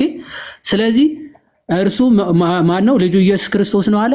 ከዛ በኋላ እርሱ እውነተኛ አምላክና የዘላለም ህይወት ነው የሚለው ደግሞ ምን አለ ወዳጃችን? በጣም የሚገርም ነው። እውነተኛ አምላክ አብ ነው፣ የዘላለም ህይወት ወልድ ነው አለ። ይሄ ሳብጀክት ባይኖረው ለማጭበርበር ይመቻቸው ነበር። እነርሱም ቢል ምናልባት ስለ 2% እያወራ ነው ሊባል ይችላል። እርሱ ነው የሚለው ግን at the end of the day እርሱ ካለ ሲንጉላር ነው። ሲንጉላር ናውን ማለት ነጠላ ሰብጀክት ነው እያወራል። ስለዚህ ስለ ልጁ ኢየሱስ ክርስቶስ ነው ያወራው። እርሱ እውነተኛ አምላክ ነው እና ደግሞ የዘላለም ህይወት ነው ተብሎ በግልጽ ተጠቅሷል ማለት ነው። አሁን ይሄ ችግሩ ምንድነው? ሞር አረብኛ ነው እያጠኑ የሚሉት እነዚህ ወገኖቻችን። ስለዚህ አማርኛ ጠፍቶባቸዋል እና አማርኛ አጥኑ፣ ድጋሚ ወደ ክላስ መመለስ አለባችሁ ብዬ ነው የማስበው። ቀጥል ጋዶ። እሺ ዋዲ ቃሎት ያሰማልን። ታች ያላችሁ ሰዎች ባይዘው ይሄ አሁን ዋዲ ከፈተው ክፍል ላይ ያው እንደምትመለከቱት እውነተኛውን እናውቅ ዘንድ ምናምን የሚለው እውነተኛውን እናውቅ ዘንድ እዚህ ጋር እውነተኛ የተባሉ 2 አካላት አሉ። እውነተኛውን እናውቅ ዘንድ የተባለው መጀመሪያ ያው ኦፍ ኮርስ እግዚአብሔር ልጅ የመጣው እውነተኛውን እናውቅ ዘንድ አብን ስለገለጠልን ከላይ አብ እውነተኛ ተብሎ ተገልጿል። ነገር ግን ኦኬ እውነተኛ በሆነው በእርሱ አለን ካለ በኋላ ዮሐንስ እርሱ ያለው ማንን እንደሆነ ሲገልጽ እርሱም ብሎ ያዳውን እንዳሳያችሁ በጣም ዋናው ነገር ምን እንደሆነ ታውቃላችሁ ጋይስ? ቅድም የጠየቁት ለዛ ነው። እርሱ የዘላለም አምላክና እውነተኛ አምላክና የዘላለም ህይወት ነው። እርሱ የተባለው አካል ሳብጀክቱ ማለት ነው። ይዞ የመጣው ያው ኦፍ ኮርስ ሳብጀክቱ ጌታችን ኢየሱስ ነው። ለምንድን ነው ቅድም ሐሳቡን የቀያየረው ከተባለ የዘላለም ህይወት የሚለው ንግግር ራሱ ለማን ነው? ለጌታችን ለኢየሱስ ነው። በጣም በሚገርም ሁኔታ በደንብ አዳምጡ። ዮሐንስ ኦኬ ቅዱስ ዮሐንስ ወንጌላዊ አንደኛ ዮሐንስ መልእክቱ ምዕራፍ 1 ገና ሲጀምር የዘላለም ህይወት የተባለው ኢየሱስ እንደሆነ ተናግሯል። ዮሐንስ ወንጌላዊ አንደኛ ዮሐንስ መልእክት ምዕራፍ 1 ላይ ከቁጥር 1 እና 2 አንብቡ። አንደኛ ዮሐንስ መልእክት ምዕራፍ 1 አንደኛ ዮሐንስ መልእክት ምዕራፍ 1 ቁጥር 1 እና 2 እንደዚህ ይላል። ስለ ህይወት ቃል ከመጀመሪያ የነበረውንና የሰማነውን በዓይኖቻችንም ያየነውን የተመለከትነውንም እጆቻችንም የዳሰሱትን እናወራለን። ስለ ሕይወት ቃል ያየነውን የሰማነውን እጆቻችንም የዳሰሱትን እናወራለን። ያ ሕይወት ቃል ራሱ ምን ተብሏል? ከመጀመሪያ ነበረ ብሎ ይናገራል። ቁጥር 2 ላይ እንደዚህ ይላል። በደንብ አስተውሉ። ሕይወትም ተገለጠ። ማን የተገለጠው? ሕይወትም ተገለጠ፣ አይተንማል፣ እንመሰክራለን። ከአብ ዘንድ የነበረውንም ለእኛም የተገለጠውን የዘላለም ሕይወት እናወራላቸዋለን። ከአብ ዘንድ የነበረው ለእኛም የተገለጠውን የዘላለም ሕይወትን እናወራላቸዋለን። ከቁጥር 1 ጀምሮ ስትመለከቱ ያ የሕይወት ቃል ማን ነው? ጌታችን ኢየሱስ። አያችሁ፣ ከአብ ዘንድ የነበረው የዘላለም ሕይወት ብሎ ዮሐንስ ይጠራል። ማንን? ጌታችን ኢየሱስን። ከአብ ዘንድ የነበረውን የዘላለም ሕይወትን ለእኛም የተገለጠውን። ያ የተገለጠው ምንድነው? የዘላለም ሕይወት። አያችሁ፣ ኢየሱስ ክርስቶስን ዮሐንስ ገና አንደኛ ዮሐንስ መልእክቱን መጻፍ ሲጀምር የዘላለም ሕይወት ብሎ ይጠራዋል። ለዛ ነው ድጋሚ አንደኛ ዮሐንስ መልእክት ምዕራፍ 5 ላይ ስትሄዱ እውነተኛ አምላክና የዘላለም ሕይወት ነው ብሎ የሚጠራው ለዛ ነው። ማንን? ክርስቶስ ኢየሱስን። አብን እንዳልሆነ በምን እናውቃለን? እዚህ ጋር የዘላለም ሕይወት ብሎ እዚህ ክፍል ላይ አብን አይደለም የዘላለም ሕይወት። ለምን? ከአብ ዘንድ የነበረውን የዘላለም ሕይወት ነው የሚለው። በመጀመሪያ ቃል ነበረ፣ ቃልም በእግዚአብሔር ዘንድ ነበረ። ዘንድ በእግዚአብሔር ዘንድ የነበረው ቃል፣ ያ የሕይወት ቃል የተገለጠው እርሱ ነው። አያችሁ። ስለዚህ አንደኛ ዮሐንስ መልእክት ምዕራፍ 5 ቁጥር 5 አንደኛ ዮሐንስ መልእክት ምዕራፍ 5 ቁጥር 20 ላይ ያለው ክፍል ቃል በቃል እውነተኛ አምላክና የዘላለም ሕይወት የተባለው ጌታችን ኢየሱስ ነውና ሻርፕስ ሩል በፍጹም እዚህ ላይ አፕላይ አይደረግም። ኦኬ፣ ሻርፕስ ሩል ሲንጉላር ፐርሰናል ናውኖች በካይ ተገናኝተው ዘ ሚል በሚል አርቲክል ሲገናኙ ኦኬ፣ ዘ ፕላስ ኦኬ፣ ሲንጉላር ሁለት ሲንጉላር ፐርሰናል ናውኖች አሉ። ሁለቱ ፐርሰናል ናውኖች ዘ ፕላስ አንደኛው ናውን አለ ሲንጉላር ፐርሰናል ናውን የሆነ ፕላስ ካይ ፕላስ ሲንጉላር ፐርሰናል ናውን። ኦኬ፣ እሱን ስንመለከት ቃል በቃል ሰው አንድ ፐርሰን አይገልጽም። ጆሮን አረ ዑመር በእናትህ ጆሮን እዚህ ጋር ነካካው። አንድ ፐርሰን አይገልጽም ይለኛል እንዴ? የዋዴ ኮመንት ላይ ያየው ነው አንድ ፐርሰን አይገልጽም ይላል። አንተ እኔ መስማትም አይችሉም እንዴ እነዚህ ሰዎች? ጌታ ኢየሱስ። እሺ፣ ሰላም ብያለሁ። ሂራላቭ እንኳን ደህና መጣ። እንኳን ሰላም ቆያችሁ። እሺ፣ የክርስቶስ አምላክነት ላይ ጥያቄ ያላችሁ ነው የሚለው ወንድማችን። እሺ፣ ልጠይቅህ እሱ ላይ ማለት ነው። ጥያቄን አቅርብና እናንተ አስተምሮት። እሺ፣ ጥያቄን ላቅርብ። እሺ፣ በእናንተ አስተምሮት ማለት ነው ኢየሱስ ክርስቶስ ፍጹም ሰው ፍጹም አምላክ ብላችሁ ነው የምታስተምሩት። ተሳሳትኩኝ? አዎ፣ ዛሬ ነገረ ክርስቶስ ኦር የክርስቶስ ማንነት ላይ ሳይሆን ስፔሲፊካሊ ዲቪኒቲው ላይ ነው እያወራን ያለ ነው ወንድሜ። ከርዕስ ባትወጣ ደስ ይለናል። አምላክነቱ ላይ ነው እያወራን ያለ ነው። አዎ፣ እሱን ነው አምላክ ላይ ነው የምጠይቅ እዛው ማለት ነው። አሁን ኢየሱስ ክርስቶስ አሁን በሰውነቱ ማለት ነው ፍጹም ሰው ከሆነ ይህ ሰውነቱ የተፈጠረ ነው ወይንስ አይደለም? እሺ፣ ይሄ ነው ጥያቄ። አዎ፣ ሰው በመሆኑ ለዛ እኮ ነው አሁን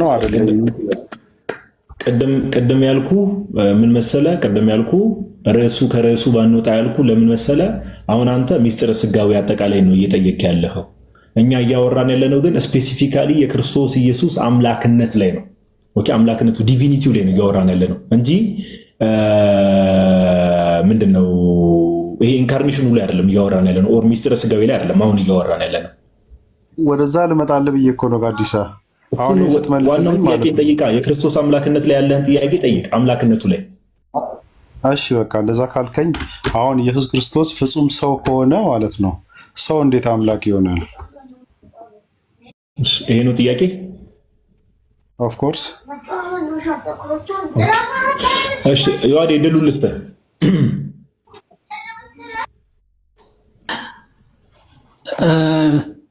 ይሄ ስጋው ያለውን ነው። አይ ኢየሱስ ክርስቶስ አሁን ፍጹም ሰው ከሆነ ሰው እንዴት አምላክ ይሆናል ነው። ኦኬ፣ ፍጹም ሰው ከሆነ እንዴት አምላክ ሊሆን ይችላል ከተባለ ፍጹም ሰው ብቻ አይደለም ነው መልሱ። ክርስቶስ ፍጹም አምላክ ፍጹም ሰው በተዋህዶ አንድ አካል አንድ ባህሪ ቅድም ስንል ነበረ። ሰው ብቻም አይደለም አምላክ ብቻም አይደለም ክርስቶስ ማለት ነው። በተዋህዶ ፍጹም ሰው ፍጹም አምላክ የሆነ ነው።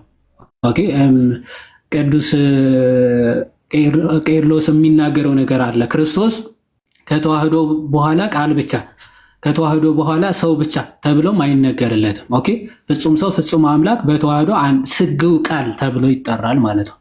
ስለዚህ አምላክነቱን ትቶ አምላክነቱን ጥሎ የመጣ ሳይሆን አምላክነቱ ከሰውነት ጋር በፍጹም ተዋህዶ አንድ አካል አንድ ባህሪ ያደረገው ብለን ነው ምናምን። ይሄ መጽሐፍ ቅዱስም በግልጽ ይናገራል። ይሄ ፊልጵስዩስ መልእክት ምዕራፍ 2 ከቁጥር 6 ጀምሮ ሐዋርያ ቅዱስ ጳውሎስ ይህንን የተዋህዶ ነገር ሲናገር ምን ብሎ ይናገራል? በአጭሩ ለመመለስ እችን ተናግሬ አይ ቲንክ እጨርሳለሁ። እርሱ በእግዚአብሔር መልክ ሲኖር ሳለ ከእግዚአብሔር ጋር መተካከል መቀማት እንደሚገባ ነገር አልቆጠረውም ይላል።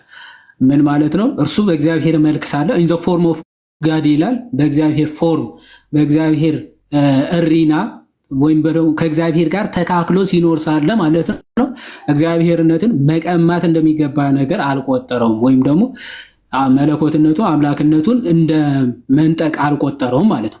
ነገር ግን የባሪያን መልክ ይዞ በሰው ምሳሌ ሆኖ ራሱን ባዶ አደረገ፣ በምስሉም እንደ ሰው ተገኝቶ ራሱን አዋረደ፣ ለሞትም ይኸውም የመስቀል ሞት እንኳን የታዘዘ ሆነ ይላል። ስለዚህ ያ አምላክነቱ የተነጠቀው የአምላክነቱ የተወሰደ አይደለም ማለት ነው። በተዋህዶ ግን ያንን ሰውነት የእኛን ሰውነት ምን አድርጓል? የራሱ አድርጓል። ዮሐንስ ለዛ ነው ቃልም ስጋ ሆነ ጸጋና እውነትም ተመልቶ በእኛ አደረ ይላል። በእኛ አደረ። ኦኬ ጸጋ እውነት የተመላ ነው። ቃልም ስጋ ሆነ ሰውነቱ ይመለካል ማለት ነው። አሁን ኢየሱስ ክርስቶስ ፍጹም ሰው በሆነበት ሰዓት ማለት ነው ታመልኩታላችሁ። ቅዱስ አትናቴዎስ አሪፍ አድርጎ ለዚህ ነገር መልሷል። ምን ብሎ? ክርስቶስ አሁን ከተዋህዶ በኋላ ስጋው መለኮቱ እያልክ አትነጣጥለውም፣ በተዋህዶ አንድ አካል አንድ ባህሪ ሆኗልና ብሎ በግልጽ ይናገርና ኤፒስትል 60 ወይም ደግሞ ሌተር 60 ላይ ምን ብሎ ይናገራል? ለምሳሌ ሰብአ ሰገል መጥተው ክርስቶስን ሰግደውለታል ማለት ሕፃኑ በበረት አገኙት ወድቀውም ሰገዱለት ይላል። ሰብአ ሰገል ሊሰግዱለት ሲሉ ለአካላዊ ኦኬ ለስግው ቃል ለክርስቶስ እንደው ላመልክ ብዬ ነው አካላዊ ቃል ሆይ ስጋህን አንዴ ዞር አድርግልኝ ብለው ይጠይቁታል ወይ ትለዋለህ ወይ ይላል። ለዛ አይነ ስውርም የእግዚአብሔር ልጅን እውነተኛ የሆነውን የእግዚአብሔር ልጅን ማወቅ ትወዳለህ ወይ ብሎ ሲነግረው ማን ነው በእርሱ አምን ዘንድ እሱ ማን ነው ብሎ ሲጠይቀው ዮሐንስ ወንጌል ላይ ማለት ነው ክርስቶስ እርሱ ከአንተ ጋር የሚነጋገረው ነው ይላል፣ ወይም ደግሞ እኔ ነኝ ማለት ነው። ስለዚህ ያን አይነ ስውር ወድቆ ሰገደለት ይላል እና ቅዱስ አትናቴዎስ ይጠይቃል፣ ይህ አይነ ስውር አንዴ ላመልክ ስለሆነ የእግዚአብሔር ልጅ ሆይ ስጋህን ዞር አድርግልኝ ሊለው ይቻላል ወይ?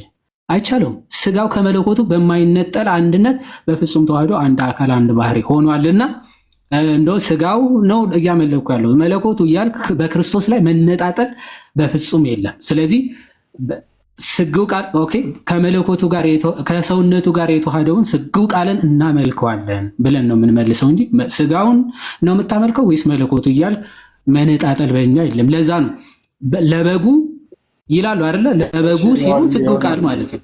አንዴ እሺ መነጣጠል ከሌለ ማለት ነው። አንዴ ቆይ አንዴ ጥቅስ ራእይ ምዕራፍ 5 ላይ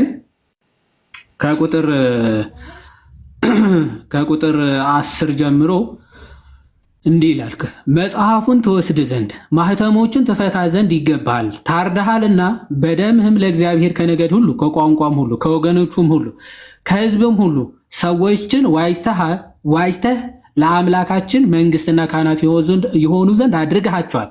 አሁን ይህን እየተነገረ ያለው ስለ ስግው ቃል ታርደሃል፣ ሰዎችን ዋጅተሃል እየተባለ ያለው ስለ ስግው ቃል ነው። በምድር ላይ ይነግሳሉ እያሉ አዲስ ቅኔን ይዘምራሉ።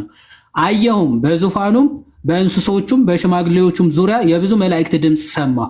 ቁጥራቸውም አእላፍ ጊዜ አእላፋት ሺህ ጊዜም ሺህ ነበር።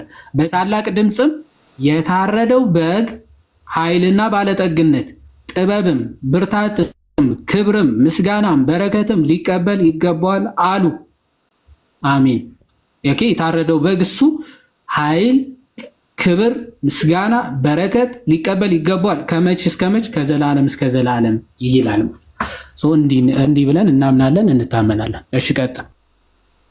ኦኬ እሺ፣ ሌላ ጥያቄ ከመቀጠል በፊት ዋልዬ ቃለ ሕይወት ያሰማልና ብሮስኪ ሐዋርያት ክርስቶስን እንዳመለኩት ታውቃለህ? እኔ ማውቀው ዕብራውያን 3:1 ላይ ኢየሱስ ክርስቶስ ራሱ ሐዋርያ እንደተባለ ነው ማውቀው። እሱ ነው መጽሐፍ ቅዱስ ጥቅሱ ልስጥህ፣ ሐዋርያት ኢየሱስን እንዳመለኩት። እኔ አሁን ሰዎች እኮ አሁን አንተ ብታመልክ እኔ አንተን አልከተልም ማለት ነው። በደንብ ያለውን ወይ ስማ አዲስ አይ ቆይ አሁን ያልካት አርጊመንት ስለምታስብ ቆይ አንዴ አሁን በደንብ አስተውሉ። ወንድማችን ምን ያልኩት የዋዲ አብራራው በጣም ከበቂ በላይ ማብራሪያ ነው። ሐዋርያት ኢየሱስን እንዳመለኩት ታውቃለህ ወይ ብዬ ስጠይቀው እኔ ሰዎች እንደዚህ ስላሉት ሰዎች አሉት አላሉት እኔ ማውቀው አለና ዕብራውያን 3 ማን የጻፈው? ሂራ ዕብራውያን አይ ቲንክ ማን እንደጻፈው አይታወቅም። ስለዚህ ማን እንደጻፈው በአንተ መረዳት ማን እንደጻፈው የማይታወቀው መጽሐፍ ነው የምታምነው ማለት ነው? እኔ እኮ አላምነው። እኔ ባይብልን በቻምናለሁ። ታዲያ ሐዋርያን ያልከው ኬት አምጥተህ ነው? ሐዋርያን ያልከው ኬት አምጥተህ ነው? ይላል 3:1 ላይ ኢየሱስ ክርስቶስ ሐዋርያ እንደሆነ ይናገራል። እሱ ራሱ ሐዋርያ ትክክለኛ መሆኑን በምን አወቅህ ነው? ሰው አይደል እሱ ነው የጻፈው። በምን አወቅህ ትክክለኛ መሆኑን? ያው ስላለ ነው። እናንተ ትክክል ነው ብላችሁ። አዎ አየህ፣ አሁን መጽሐፍ ቅዱስ በደንብ ስማ። መጽሐፍ ቅዱስን መሰረት አድርገን ስማ መጽሐፍ ቅዱስን ኦኬ፣ የእምነታችን ጀማሪና ፈጻሚ ተብሏል። ሐዋርያ ተብሎ ተጠርቷል። ብዙ ነገር ተብሎ ተጠርቷል ጌታችን ኢየሱስ። አሁን በደንብ ስማኝ። መጽሐፍ ቅዱስን መሰረት አድርገን ስለሆነ እያወራን ያለነው ሰዎችን አላምንም ሳይሆን ሐዋርያት ክርስቶስ ኢየሱስን የሉቃስ ወንጌል ምዕራፍ 24 ላይ ኦኬ፣ የሉቃስ ወንጌል ምዕራፍ 24 ላይ ከቁጥር 50 ጀምሮ እንዲህ የሚል ቃል እንመለከታለን። እንደውም እንግሊዝኛው ላንብብልን። and he led them out as far as Bethany and he lifted up his hands and blessed them. ባረካቸው። Now it came to pass while he blessed them that he was parted from them and carried up to heaven. ከፍ አለ ሲያደርግ ማለት ነው። and they worshipped him ይላል። አየህ፣ አመለኩት። they worshipped him ይላል ቃል በቃል ማለት ነው። ስለዚህ ሐዋርያት ወርሺፕ አድርገዋል ክርስቶስ ኢየሱስን እያሉ ነው።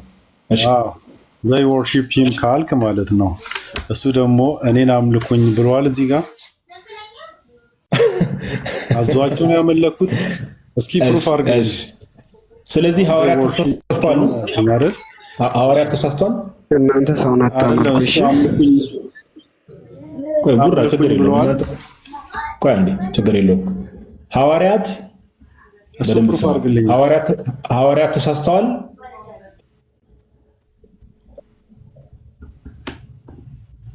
አንተ እኮ ነው ፕሩፍ የምታደርግልኝ። አሁን ለምሳሌ ዘይ ወርሺፕ ሂም ካልከኝ ማለት ነው ኦርደር ነው ወይንስ በራሳቸው ተነሳሽነት ነው? በደንብ ስማኝ። እሺ ችግር የለውም። በደንብ ስማኝ። አሁን የጠየቀው ጥያቄ ምን አይነት ባክፋየር እንዴት እንደሚያደርግብህ ልንገርህ። መጽሐፍ ቅዱስን ጠቅሼ ሐዋርያት ኢየሱስን አምልከውታል። የአንተ እምነት ምንድን ነው? ሐዋርያት ተሳስተዋል ነው እምነትህ? ይኸውልህ እኔ ሐዋርያት እከሌ ተሳስተዋል እከሌ አልተሳሳተም አይደለም። እኔ የሰው ሃይማኖት ውስጥ ታዲያ ምንድን ነው እያልክ ነው ያለው? ወንድማችን ምን እያልክ ነው? እኔ አሁን አንተን ቻሌንጅ ላደርግ ነው። ቻሌንጅ አትበል። ከባድ ቃል እንደተናገረ ሰው ላይ ምንም አዲስ ነገር አላወራህም። ዘይ ወርሺፕ ሂም ካልከኝ ማለት ነው። እሺ ስማኛ ጋዲሳ፣ አንተ እኮ ነው ያልመለስክልኝ። አመለኩት ካልክ ኢየሱስ አምልኩኝ ብሎ ነው ወይ አመለኩት አልኩ። እስኪ አንድ ሚዩት አድርግ እንዴ! ጭንቅላታችሁን ተጠቀሙበት እንጂ እንዴ! እንዲህ እንታገሳችሁ እኮ እንደው እስቲ ዝም ብለን እንደው የምታወሩትን ነገር እንስማ ብለን ነው እንጂ እንዴ! ሐዋርያት they worshipped him ተብሏል። ኦኬ፣ እኔ መጽሐፍ ቅዱስን ጠቅሼ ሐዋርያት አመልከውታል። መጽሐፍ ቅዱስን መሰረት አድርገን እያወራ ስለሆነ ሐዋርያት ተሳስተዋል ወይ ነው? እምነትህን ንገረኝ። ሐዋርያት ተሳስተዋል እዚህ ክፍል ላይ ሲያመልኩት? እምነትህን ንገረኝ። አሁን ማይክን ከፍተህ ተሳስተዋል ወይ አልተሳሳቱም በለኝ። ቀላል ነገር ኮርስ ካመለኩ ኤግዛክትሊ ተሳስተዋል። ምክንያቱም እሱ አምልኩኝ አላለማ። አምልኩኝ ካላችሁ ይኸው ላሳየኝ። አምልኩኝ ብሏቸው አመለኩት ማለት ነው። አልተሳሳቱም። ሰማ እንዴ! የእግዚአብሔር መላእክትስ ለእርሱ ሲሰግዱ ተሳስተዋል? እሱን ሲያመልኩት ስለ ሐዋርያቶች ጨርስልኝ መጀመሪያ። አይ ቆይ ልመጣልህ ነው። ጠቅለል አድርጌ እመጣለሁ። አድርግና መላእክት ተሳስተዋል ኢየሱስን ሲያመልኩት ቅዱሳን መላእክት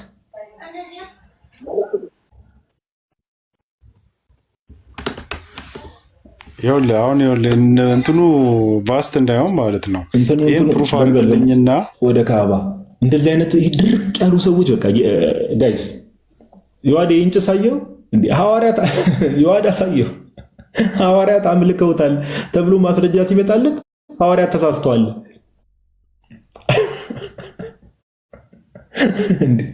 እነዚህ ሰዎች እኔ እኮ በጣም የሚገርመው ሰው አልከተልም ነበር ያለው ሙስሊም ነው። ሙስሊም ነው ደግሞ እኮ አንዳንድ ነገሮች ላይ ራሱ አልቲሜትሊ አንድ ይቅርታ አድርጉልኝ አንድ መካ ላይ የመጣ ሰውዬ እየተከተልክ ሰው አልከተልም ስትል ሐዋርያቶቹ ሁሉም ተሳስተዋል ብለህ አንድ ኢንፋለብል መሐመድን እኮ ነው የምትከተለው። ባይዘው አንድ ብቸኛ ልታምነውና ልታመጣው የምትችለው ማስረጃ እኮ መሐመድ ብቻ ነው። ሰው ነው የምትከተለው። ባይዘው መሐመድ ስህተት ይሁን እውነት ይሁን ሳታቅ መሐመድን ብቻ አልቲሜትሊ አምነህ ተቀብለህ የምትከተለው። ባይዘው ከመሐመድ ውጪ ምንም አይነት ማስረጃ የላቸውም እነዚህ ሰዎች። መሐመድ ጅብሪል ታየኝ ተገለጠ። አክቹዋሊ እሱ ራሱ መጀመሪያ አላለም።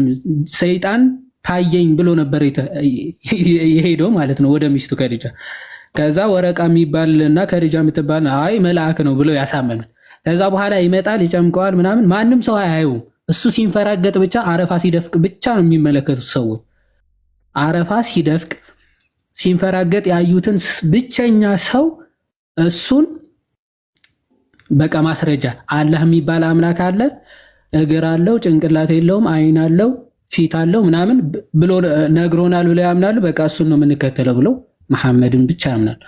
መጽሐፍ ቅዱስስ በመጽሐፍ ቅዱስ ያሉ ነቢያት አስቀድሞ ስለ ክርስቶስ ትንቢት ተናግረው ተመልከቱ። ከ40 በላይ ቅዱሳን ሰዎች ዳዊትን፣ ሰለሞንን፣ አብርሃምን፣ ይስሐቅን፣ ያዕቆብን፣ ኢሳያስን፣ ኤርሚያስን፣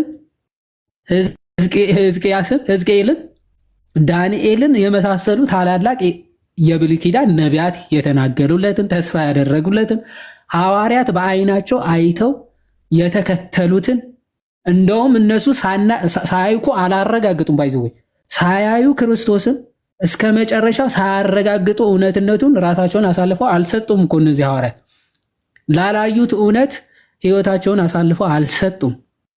ማንም ህይወቱ አሳልፎ ቢሰጥ ወደፊት እንዲህ ይሆንልኛል ብሎ ተስፋ በማድረግ ነው። አሁን ሙስሊሙ እየተጋደለ እየገደለ የሚኖረው ምንድነው? በቃ 72 ሚስቶች ላገኝ እችላለሁ የሚል ተስፋ ነው። ያግኝ አያግኝ he don't have any proof ምንም እርግጠኛ አይደለም። በቃ እንደው ሴቶች አሉ ብሎ ነገረን 72 እንደው አይናቸው የሚያምር ጡታቸው የማይረግብ ምናምን ሴቶች አሉ፣ ስለዚህ እነሱን ታገኛላችሁ፣ ተጋደሉ፣ ግደሉ አለን ብለው ይህን ሰውዬ አምነው ይገድላሉ፣ ይገደላሉ።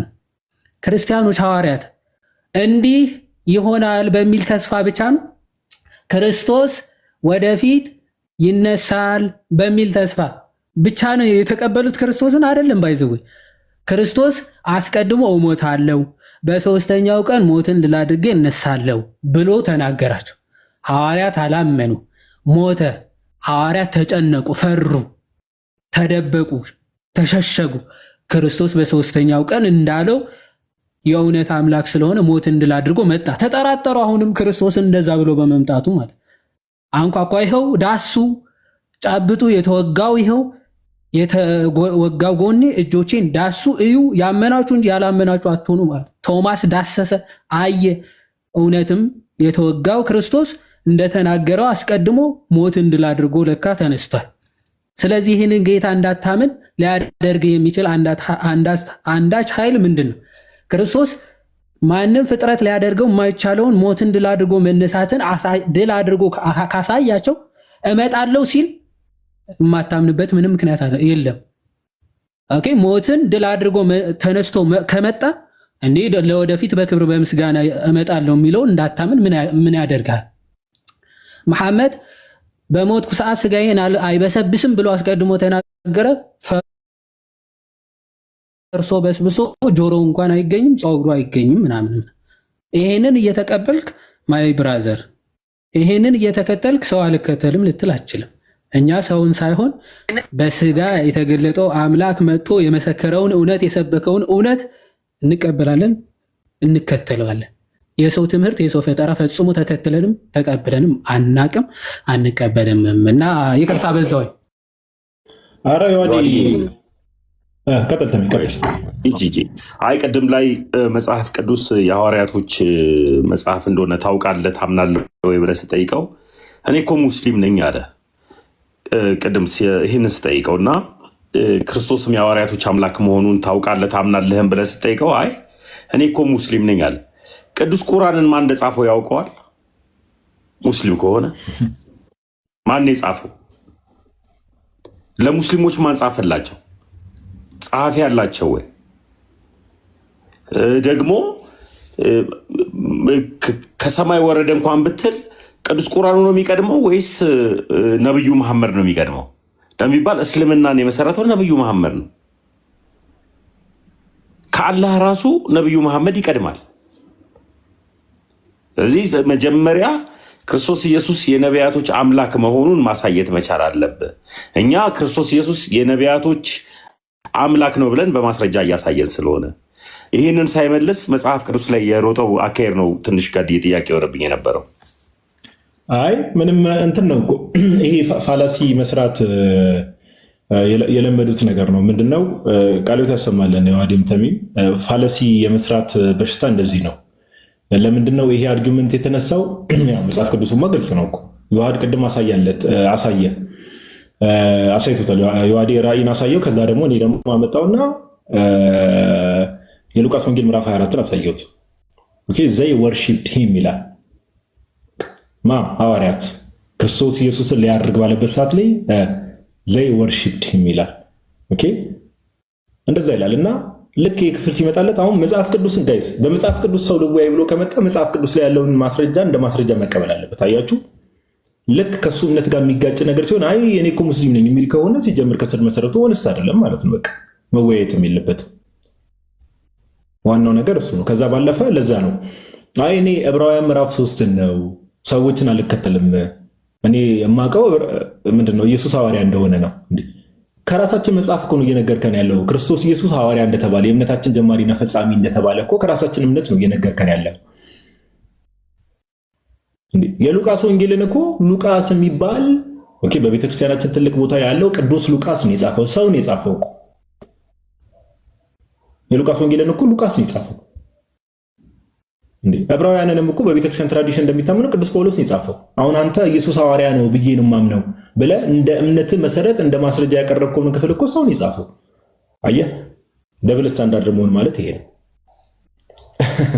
ለራስ እምነት የሚመቸን ነገር የሆነ ይመቻል ብለህ የምታስበውን ነገር ትይዛለህ። ከዛ በኋላ የማይመችን ደግሞ ለመጣል ትሞክራለህና ይሄ ታማኝ ለመሆን ይባላል። ግን ኤክስፔክትድ ነው ኤክስፔክትድ ፍሮም ሙስሊምስ። እና ዛሬ ግን ጥሩ ነው የገቡ ሰዎች የሚጠይቋቸው ጥያቄዎች ጥሩ ናቸው። እኛም በጣም ጥሩ ዲስከሽኖች እያደረግን ነው እንደ እግዚአብሔር ፍቃድና ጋይስ ታካለ አንዱን አልሰማሁም እንትኑ የነሱ አፖሎጂት ባይነኝ አለና የማቴዎስ ወንጌል ላይ ያለው አለ አይደለ መጀመሪያ ባሪያዎቹን ላከ ባሪያዎቹን ገደሏቸው አንዳንዶቹም አሳደዷቸው ይልና መጨረሻ ልጄ ከፈሩት ካፈሩት ብሎ ልጁን ላከ ልጁንም ገደሉት ይላል እና ይሄ ለመሐመድ ብሎ ማስረጃ እያመጣ ከዛ በኋላ ከላይ ጀምሮ ትክክል ነው ልጄን ገደሉ ልጄ የተባለው ክርስቶስ ነው ግን ገደሉት የምትለው ተበርዛለች አለ።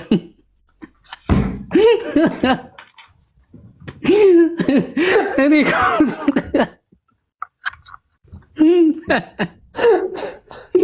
በጣም ኮፈን የሆኑ ፍጥረቶች ናቸው። በጣም እኔ ባይዘው እቺ አርጊመንታቸው አንድ ቀን ቆይ እንገባበታለን። ኢስላሚክ ዲሌማ አይነት ነገር በቃ የሆነች ፓርት እስልምናውን የሚያቃፋው ነገር እስልምና እምነቱ ሙሉ የሚያፈራርስ ነገር ሲገኝ ተበረዛለች የሚባለው እሱማ ተበርዟል። እሱማ እንዲህ ገደሉ ባይዘዌ ማለት ነው። ገደሉት ብቻ ሳይሆን እኮ የዋዴ ልጁን መላኩ ራሱ እኮ እዛ ጋር ተበርዟል ማለት ነበረበት። ባይዘዌ አላወቀውም እንጂ እንዴ ልጁን መላኩን ራሱ መቼ ያምናሉ እነሱ? ልጅነትን እኮ የክርስቶስ ኢየሱስን እኮ ልጅነት መች ይቀበላሉ? እና ብቻ ገደሉትን። ይሄ ተረት እኮ ነው። አልሰቀሉትም አልገደሉትም የሚለው ተረት ነው ችግር የፈጠረው። እሺ እንደዚህ ቀጥል ወዲህ ቀጥል። ይሄ ኑሩ የምትባለው ሊሳበኝ ትላለህ፣ እሰብሃለሁ፣ ትገባለህ፣ በማስረጃ እናውራ ትላለህ። ከገባ በኋላ ወዲያው ትወርዳለህ። እስቲ አንድ የመጨረሻ ጊዜ እድል ልስጥህ። ስቤ ያለው እስቲ ናገባ፣ ከቀደሙ ሳበኝ እናውራ ትላለህ።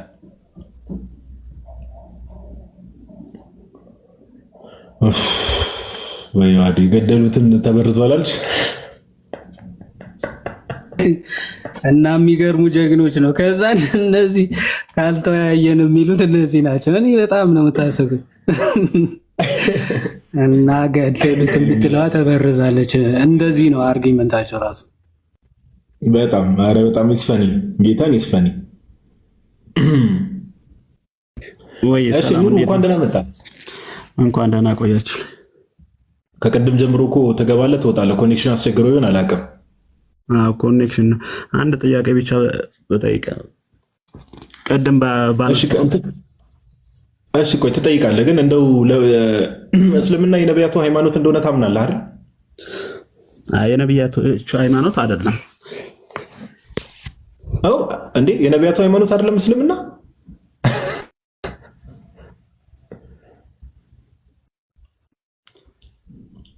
ወንድማችን አይ ኔትወርክም አስቸገረው እኮ ካልሆነማ ኮንፌስ አድርጎ አልጠፋም። ቆይተም አንዴ ኔትወርኩን ተው፣ ቆይ አንዴ ሚት አድርገለት እንዴ ይዋዲ። እንደዚህ አይነት ኑሩ ተመለስ። ወይ እስልምና የነቢያቱ ሃይማኖት አይደለም ነው። ቅድም አይደለም ብለኝ ነበር። አይ ነው። እሺ ከነቢያቱ ውስጥ ለምሳሌ ዳዊት ይገኝበታል አይደል? ዳዊት አይደል?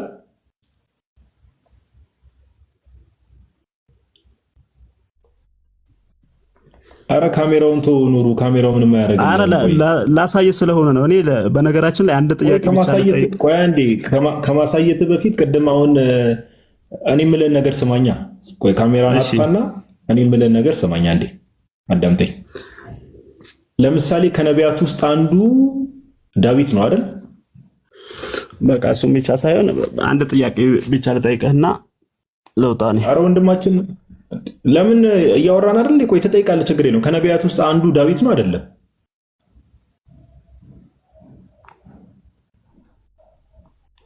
ኑሩ አይ በቃ ወይ ጥያቄውን ይጠይቅና ጋዲ አረ ዋዲ ለምን ጥያቄውን ይጠይቃል? ቆይ እንዴ እቺን ጉድማ እናውቃታለን። አሁን እኮ የሆነች አጠሬራ እኮ የሆነ ከፍቶ ለማሳየት ነው። ቆይ ዋዲ እንዴ የምን ይጠይቅ ነው? ቆይ ይጠይቃል። ቀን ሙሉ ያጠናውን እኮ ሊነግርህ። ኔትወርኩን በጣም እንትን እያለው ነው መሰለህ። አረ ኔትወርኩ ይሰራል ጓደኛዬ። ቀይ እኮ አላበራም እኮ። አረ ዋዲ ቀይም አላበራም ደግሞ ሲጀመር ቪዲዮ ላይ ያበራል ነበር እንዴ? ማይኩ ክፍት እኮ ነው። ኑሩ አውቆ ዝም ብሎ ነው። ኑሩ አረ ሙዳት ያዝብን ተው። ኑሩ ኢጃበና ነው ወይስ ቃጢራ ነው? እሺ ኑሩ ጥያቄ ጠይቀሽ።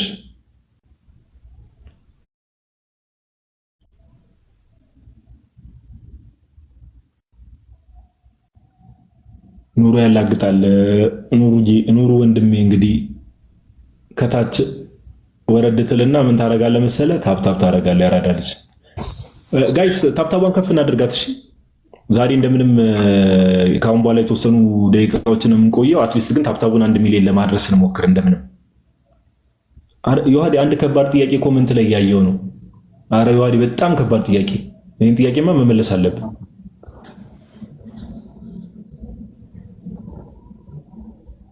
ምን ተባለ ደግሞ ኢየሱስ አምላክ ነኝ ያለበት አንድ ጥቅስ አታመጡም ወላሂ ይላል። አረ በስመ አብ በጣም እንደዚህ አይነት ከባድ ጥያቄ። እኔ እኮ እንደዚህ አይነት ልጆች እኮ ቤታችን ባይመጡ ጥሩ ነው። በእናትህ እኛንም ያስጨንቁናል ታውቃለህ። በጣም ከባድ ጥያቄዎች እኮ ማን እንደዚህ እኛ እኮ ነን ጥፋተኛ። አሁን የክርስቶስ አምላክነት ላይ ጠይቁን ማለት አይ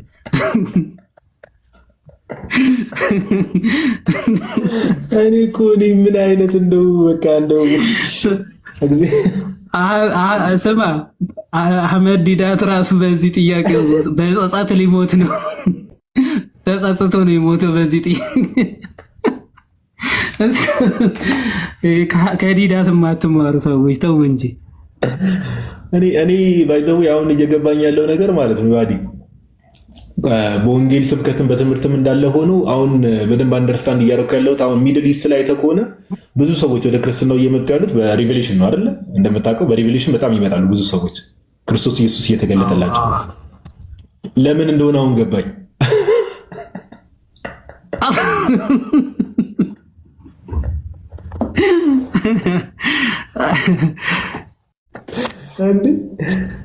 በጣም አስቸጋሪ ነው። እሺ ለማንኛውም እንኳን ደህና መጣ ወንድማችን። ትናንት የገባው ወንድማችን መስለኛል ሞርካ። አዎ ጋዲ ሰላም ናቸው ወይ? ታሜ ዮሐዴ ሰላም ናቸው? ሰላም ይብዛ። እንዴት ነው ወንድማችን? ቀጥል ዮሐዴ አውራው።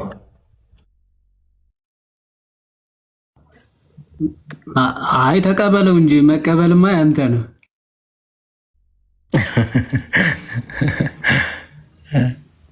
ኦኬ ትናንትና ያው ያወራናቸው ሁለት ቶፒኮች ነበሩ። እነሱ ላይ ተመልሶልኛል። ግን የሆነ ነገሮችን ፊገር አውት ሳደርግ ደግሞ ከተመለሱ መልሶች ጋር የሆነ ሌላ እንትን ውስጥ ራሴን አገኘሁትና ቶፒኩ ስላልሆነ ይቀር ሌላ ጊዜ እጠይቃቸዋለሁ እሱን። አሁን የክርስቶስ አምላክነት ላይ ያው ጥያቄ ኑሮኝ አይደለም፣ ግን ያው የሚያወዛግበኝና ብዙ አይነት ሰዎች በአካባቢ ስላሉ ለዛ ነው እንጂ እኔ እንትን ብዬ አይደለም፣ ጥያቄ ኑሮኝ አይደለም። የአምላክ ባህሪ አምላክ ሰላም ነው። በቀለኛ መሆኑም እንዳለ ሆኖ ግን ለሕዝቡ ሰላምን ፍቅር እንደሆነ ይታወቃል።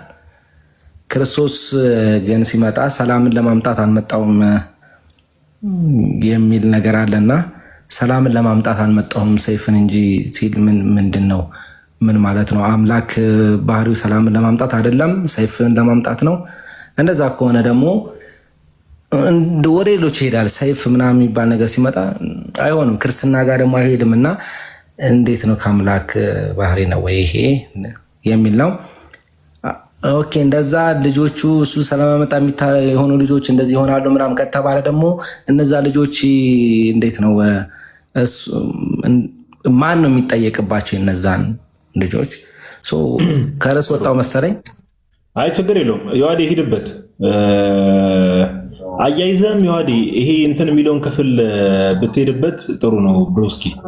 ይህንንም ክፍል ያው ሰይፍን ሰላምን ይዤ አይደለም የመጣሁት የሚለውን ክፍል ከዛ ባለፈ አለ አይደል ሁሌ ለማጭበርበር የሚጠቅሷት አንድ ጥቅስ አለች። በተለይ ሙስሊሞች ዮሐዴ ሉቃስ ላይ በፊት ያምጧቸውና እረዷቸው የሚለው ክፍል አለ አይደል በፓራብል የተናገረበት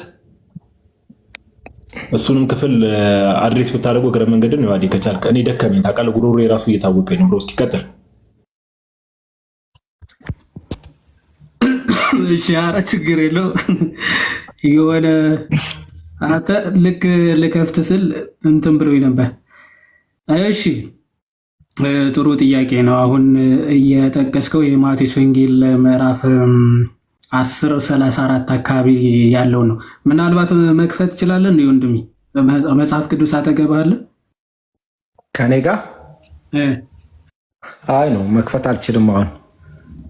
ኦኬ እሺ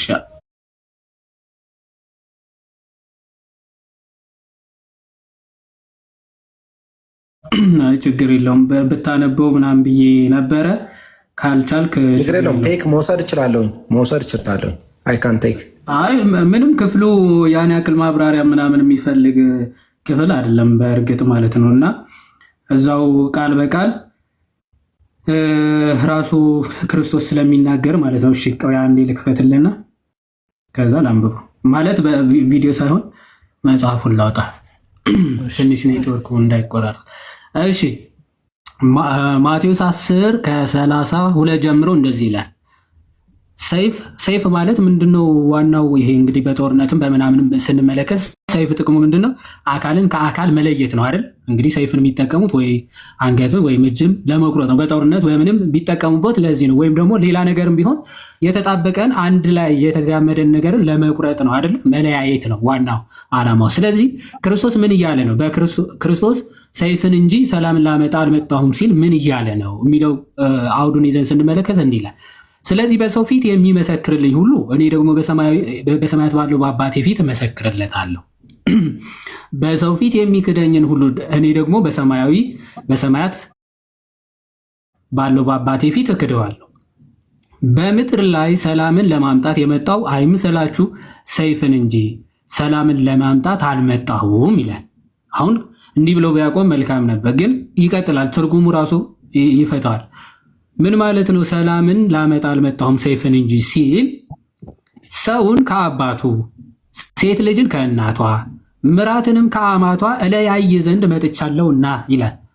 ማን ከማን? ሰውን ከአባቱ ሴት ልጅ ከእናቷ ምራትም ከአማቷ እለያይ ዘንድ መጥቻለሁና። እንዴት ነው ክርስቶስ ሰው ከአባቱ ሴት ልጅ ደግሞ ከእናቷ ሊለያት የሚችል? ምራትስ ከአማቷ ጋር እንዴት ይለያያቸዋል? ሊያጣላቸው ነው የመጣው ማለት ነው? አይደለም። ምን ማለት ነው? ለሰውም ቤተሰቦቹ ጠላቶች ይሆኑበታል። ከእኔ ይልቅ አባቱን ወይም እናቱን የሚወድ ለእኔ ሊሆን አይገባውም። ከእኔ ይልቅ ወንድ ልጁን ወይም ሴት ልጁን የሚወድ ለእኔ ሊሆን አይገባውም። መስቀሉንም የማይዝ በኋላዬም የማይከተለኝ ለእኔ ሊሆን አይገባውም። ነፍሱን የሚያገኝ ያጠፋታል፣ ነፍሱን ስለ እኔ የሚያጠፋ ያገኛታልና ይላል። አሁን ቃል በቃል ከዚህ የምንረዳው ምንድን ነው? ክርስቶስን በመቀበሉ ብቻ አንድ ሰው ክርስቲያን በመሆኑ ብቻ ማን ቤተሰቦቹ ጠላቶች ሆኖ ይነሱበታል። አባቱ፣ እናቱ፣ ወንድሙ፣ እህቱ፣ አማት ምራቷን ክርስቶስን በመከተሏ ብቻ ጠላቶች ሆኖ ይነሱበታል። አሁን ሙስሊም ብትሆን ከሙስሊም ቤተሰብ አንዱ ክርስቲያን ቢሆን ኢሚዲየትሊ የግድያ ልጁ ቢሆን ራሱ ይገደል ብሎ እስልምና ያዛል። የገዛ ልጁ የገዛ እናቱ እንኳን ብትሆን ግደላት የሚል ትእዛዝ አለ፣ በሌሎቹ በአረማውያንም በእስልምናውም ትምህርት ማለት ነው። ስለዚህ ምን እያለ ነው? ኦፍኮርስ ጠላቶች ሆነው ይነሱበታል ማለት ክርስቶስን በመቀበሉ መከራ ይቀበላል። ከዘመዶቹ እንኳን ሳይቀር መከራ ይቀበልበታል ክርስትናን ማለት ነው። ስለዚህ ክርስቶስ ምን አለ? ዘመዶቼ፣ ወገኔ፣ ዘመዴ ብለህ ክርስቶስን ግን እንዳትተው ነው። ምክንያቱም ክርስቶስን ከአባትህ ክርስቶስን ከእናትህ ክርስቶስን ከልጅ አስበልጠ መከራ እንዳያበዙብኝ ከቤተሰቦቼ ጋር እንዳልጣላ ብለህ ግን ክርስቶስን ምን ልትከዳው አይገባም። ከአባቱ ይልቅ እኔን የማይወድ ቢኖር እሱ ለእኔ ሊሆን አይገባውም ካለ በኋላ መከራ እንኳን ቢያደርሱበት መስቀሉን የማይዝ መከራን የማይቀበል ማለት መከራውን ታግሶ ክርስቶስን ከኋላ የማይከተል እሱ ለእኔ ሊሆን አይገባውምና ብሎ ክርስቶስ ተናግሯል። ከዚህ አንጻር ክርስትናን በመቀበሉ ክርስቲያን በመሆኑ የሚደርስበት መከራ ለማጠየቅ እንጂ እንደው ግደሏቸው ምናምን የሚለውን ትእዛዝ አይደለም። በክርስትና ስም ግን ይገደላሉ፣ ይጠላሉ፣ ይሰደዳሉ የሚለውን ለማጠየቅ ነው። ምናልባት ግልጽ ከሆነ ወደ ሁለተኛው ሐሳብ ከማለፍ ወይም እዛው ጠቅልዬ ልሂድበት። ሉቃስ ወንጌል ምዕራፍ 19ም ተመሳሳይ ሙስሊሞች የሚያነሱት ሐሳብ አለ። ሉቃስ 19 ከቁጥር 27 አካባቢ ክርስቶስ በምሳሌ የሚናገርበት ክፍል አለ። እንዲህ ይላል። እሺ ከቁጥር 25 ከቁጥር 23 እኔም መጥቼ ከትርፉ ጋር እወስድ ነበር አለው። በዚያም ቆመው የነበሩትን ምናኑን ወሰዱበት፣ 10 ምናን ላለው ስጡት አላቸው ይላል። ከላይ የሆነ ምሳሌ ተናገረ። ላለው ራሱ ላለው ይጨመርለታል የሚለው ለሌለው ግን ያለችው እንኳን ይወሰድበታል የሚለውን ትምህርት ከላይ ይናገርና እነርሱም ጌታ ሆይ 10 ምናን አለው አሉት። እላችኋለሁ ላለው ሁሉ ይሰጠዋል፣ ከሌለው ግን ያው ያለው እንኳን ይወሰድበታል ካለ በኋላ ነገር ግን እነዚያን በላያቸው ልነግስ ያልወደዱትን ጠላቶቼን ወደዚህ አምጧቸው፣ በፊቴም እረዷቸው። ይህንም ከተናገረ በኋላ ወደ ኢየሩሳሌም ሲወጡ ይቀድማቸው ነበረ ይላል። አሁን እዚህ ክፍል ላይ ምንድነው እየተናገረ ያለው? ጌታችን ደግሞ ስለ ምጽአት ክርስቶስ በመጨረሻ ዘመን ሲመጣ ምን ያደርጋል? እያንዳንዱ እንደ ስራው መጠን እከፍል ዘንድ ዋጋዬ ከእኔ ጋር ነው ብሎ ተናግሮ ነበር አይደል? ልክ መክሊት የተሰጣቸው ከላይ ነበሩ ይላል። መክሊቱን ያልሰሩበትን ቀሟቸው ይላል። ቀምታችሁ ወደ እሳት ወደሚነደው የዘላለም እሳት ትሉ በማይጠፋ እሳቱ በማያንቀላፋ እሳት ውስጥ ጣሉት ይላል መላእክቶቹን። ያንን ከክርስቶስ መለየታቸው ሂዱ ከእኔ አይደለም ይላቸው። ማቴዎስ ወንጌል ምዕራፍ 25ም ላይ እነዛ ኑ የአባቴ ብሩካን ሲላቸው ያላመኑት ያልሰጡት ወይም ደግሞ ምጽዋትን ያላደረጉት የተቸገሩ ያረዱትን ደግሞ ሁሩ እምኔ ወይም ደግሞ ከእኔ ዞር በሉ ከእኔ ሂዱ አይደለም ይላቸው። በፊቴ ይረዳቸው ማለት ቅድም እንዳልነው ሰይፍ መለየት ነው ዓላማው። ስለዚህ ከእኔ ከፊቴ ለያቸው ማለት ነው። ለይታችሁ ወደ አጋንንትና ወደ ሰይጣንና ወደ መልእክቶቹ ወደ ተዘጋጀ እሳት ውሰዷቸው ማለት ነው። መለየት ነው፣ ከእኔ ለያቸው ማለት ነው። ስለዚህ ከክርስቶስ ተለይተው ወደ ዘላለም እሳት እንደሚጣሉ ከእኔ ዞር በሉ ክርስቶስ እንደሚላቸው የሚያጠይቅ ነው ይሄ ክፍል ማለት። እረዷቸው ሲባል እንደው ማረድን የሚያጠይቅ ሳይሆን መላእክቶቹ ወደ እሳት ጣሏቸው፣ ከእኔ ለዩቸው ማለት የተለዩ ይሆኑ ማለት ነው። ከዚህ አንጻር የሚታይ ነው። ምናልባት ከተመለሰለው እንደሚ ቴንክ ዩ በጣም ነው የማመሰግነው። እኔ ለምን እዚሁ ላይ አንድ ነገር ልጨምርልህ ሞርካ። የዋዴ ቃሎት ያሰማልን ብሮስኪ ተጨማሪ ጥቅስ እንድትይዝ ጌታችን ኢየሱስ ክርስቶስ ኢቨን እንደዚህ ሰዎች ሲያደርጉ ለምሳሌ የሰይፍ ማንሳት፣ ሰውን አታክ ማድረግ የሚባሉ ነገሮች ሲመጡ ራሱ ጌታችን ኢየሱስ ክርስቶስ እንደዚህ አይነት ነገርን ኮንደምን እንደሚያደርግ ልክ እንዳልሆነ ማለት ነው። ይሄ ጌታችን በተያዘበት ምሽት ላይ አለ አይደለ? በተያዘበት ምሽት ላይ የማቴዎስ ወንጌልን ሄደህ ብትመለከት የማቴዎስ ወንጌል ምዕራፍ 26ን ከቁጥር 46 ጀምሮ ብትመለከት እንዲህ የሚል ቃል ታገኛለህ። በደንብ አስተውል። ማቴዎስ 26 ከ46 ጀምሮ እንደዚህ ይላል። ተነሱ እንሂድ፣ እነሆ አሳልፎ የሚሰጠኝ ቀርቧል አላቸው። ጌታችን ነው። ይህም ገና ሲናገር እነሆ ከ12ቱ አንዱ ይሁዳ መጣ፣ ከእርሱም ጋር ብዙ ሕዝብ ሰይፍና ገመድ ይዘው ከካህናት አለቆችና ከሕዝብ ሽማግሌዎች ዘንድ መጡ። ጌታችንን ሊይዙት ማለት ነው። ይሁዳ ከፊታቸው ሆኖ አሳልፎ የሚሰጠውም የምስመው እርሱ ነው፣ ያዙት ብሎ ምልክት ሰጥቷቸው ነበረ። ወዲያውም ወደ ኢየሱስ ቀረበና መምህር ሆይ ሰላም ላንተ ይሁን ብሎ ሳመው። ያው ምልክትነት እየሰጣቸው ክርስቶስ እሱ እንደሆነ እያሳያቸው ማለት ነው። ኢየሱስም ወዳጄ ሆይ ለምን ነገር መጣህ አለው። በዚያን ጊዜ ቀረቡ፣ እጃቸውንም በኢየሱስ ላይ ጭነው ያዙት። አየህ፣ ጌታችን ኢየሱስን ያዙት። ቁጥር 51 ላይ እንደዚህ ይላል፣ እነሆም ከኢየሱስ ጋር ከነበሩት አንዱ እጁን ዘርግቶ ጴጥሮስ ነው። እጁን ዘርግቶ ሰይፉን መዘዘና የሊቀ ካህናቱን ባሪያ መጥቶ ጆሮውን ቆረጠው። ምን አደረገ? የሊቀ ካህናቱን ጆሮውን ቆረጠው። ጴጥሮስ ማለት ነው። ስለዚህ ጌታችን ኢየሱስ ክርስቶስ አሁን የዋዴ ትክክለኛውን ፍቺውን ቅድም አብራርቶላል። እንደው ይሄ ማረድ፣ መግደል እንደዚህ አይነት የጦርነት መንፈስ አለ አይደለ? የክርስትናው መንፈስ እንዳልሆነ አንዱ ማሳያ ጌታችን እንደው ደግ አደረክ ማለት ነበረበት አይደል? ጌታ ግን ምን አለው መሰለ? በዚያን ጊዜ ኢየሱስ እንዲህ አለው፣ ሰይፍ የሚያነሱ ሁሉ በሰይፍ ይጠፋሉና ሰይፍን ወደ ስፍራው መልስ። አየህ? ኦኬ። ስለዚህ ክርስቶስ ኢየሱስ ኢቭን ከዛ በኋላ ጆሮውን የተቆረጠው ሰው ራሱ ምን አድርጎታል? ሌላ ወንጌላት ላይ ሄደህ ብትመለከት፣ ለምሳሌ ላንብብልህ እግረ መንገዳችንን ሉቃስ 22 ላይ መተህ ብትመለከት የሉቃስ ወንጌል ምዕራፍ 22 ላይ እንዲህ የሚል ቃል ታገኛለህ። የሉቃስ ወንጌል ምዕራፍ 22 ቁጥር 51 ላይ ቁጥር 50 ስታነበው የሉቃስ ወንጌል ምዕራፍ 22 ቁጥር 50 ላይ ከነርሱም አንዱ የሊቀ ካህናቱን ባሪያ መጥቶ ቀኝ ጆሮን ቆረጠው ይላል። ቁጥር 51 ላይ ኢየሱስ ግን መልሰው ይህንስ ፍቀዱ አለ፣ ጆሮም ዳሶ ፈወሰው። አየህ? ኢቨን ሁላ እዛ ጋር ጆሮን የተቆረጠው ሊቀ ካህናቱን ሊያስሩ የመጡትን አየህ? ሊያሰቃዩ የመጡትን ሊገሉ የመጡትን ራሱ ጴጥሮስ ልክ ጆሮውን ሲቆርጠው ጌታችን ምን አደረገ? ጆሮውን ፈወሰው። አየህ ምን አይነት ጌታ እንዳለ። ሰይፍን የሚያነሱ በሰይፍ ይጠፋሉ የሚል ትምህርት ያስተማረ ጌታ ነው ያለን። ስለዚህ እንደው ክርስትና በአጠቃላይ ይሄ ከጦርነት ጋር ከምን ጋር እንደዚህ አይነት ነገር ስፒሪትም እንደዚህ አይነት መንፈስ የለውም የጌታችን ኢየሱስ ትምህርት። ኦኬ። ስለዚህ ከዚህ አንጻር ነው የምንመለከተው። ዋዲ በደንብ አብራርቶታል፣ ግን ደግሞ አፕሊካብል ሆኖ እንድታየው ስለፈለኩ ነው ይህን ጥቅስ ያነሳሁልህ ወዳጅ። ቴንክ ዩ በጣም ነው የማመሰግነው። ዲፕ አንደርስታንዲንግ፣ የሚገርም እይታ። እኔ ለምን እንደዛ እንደማላይ አላቅም።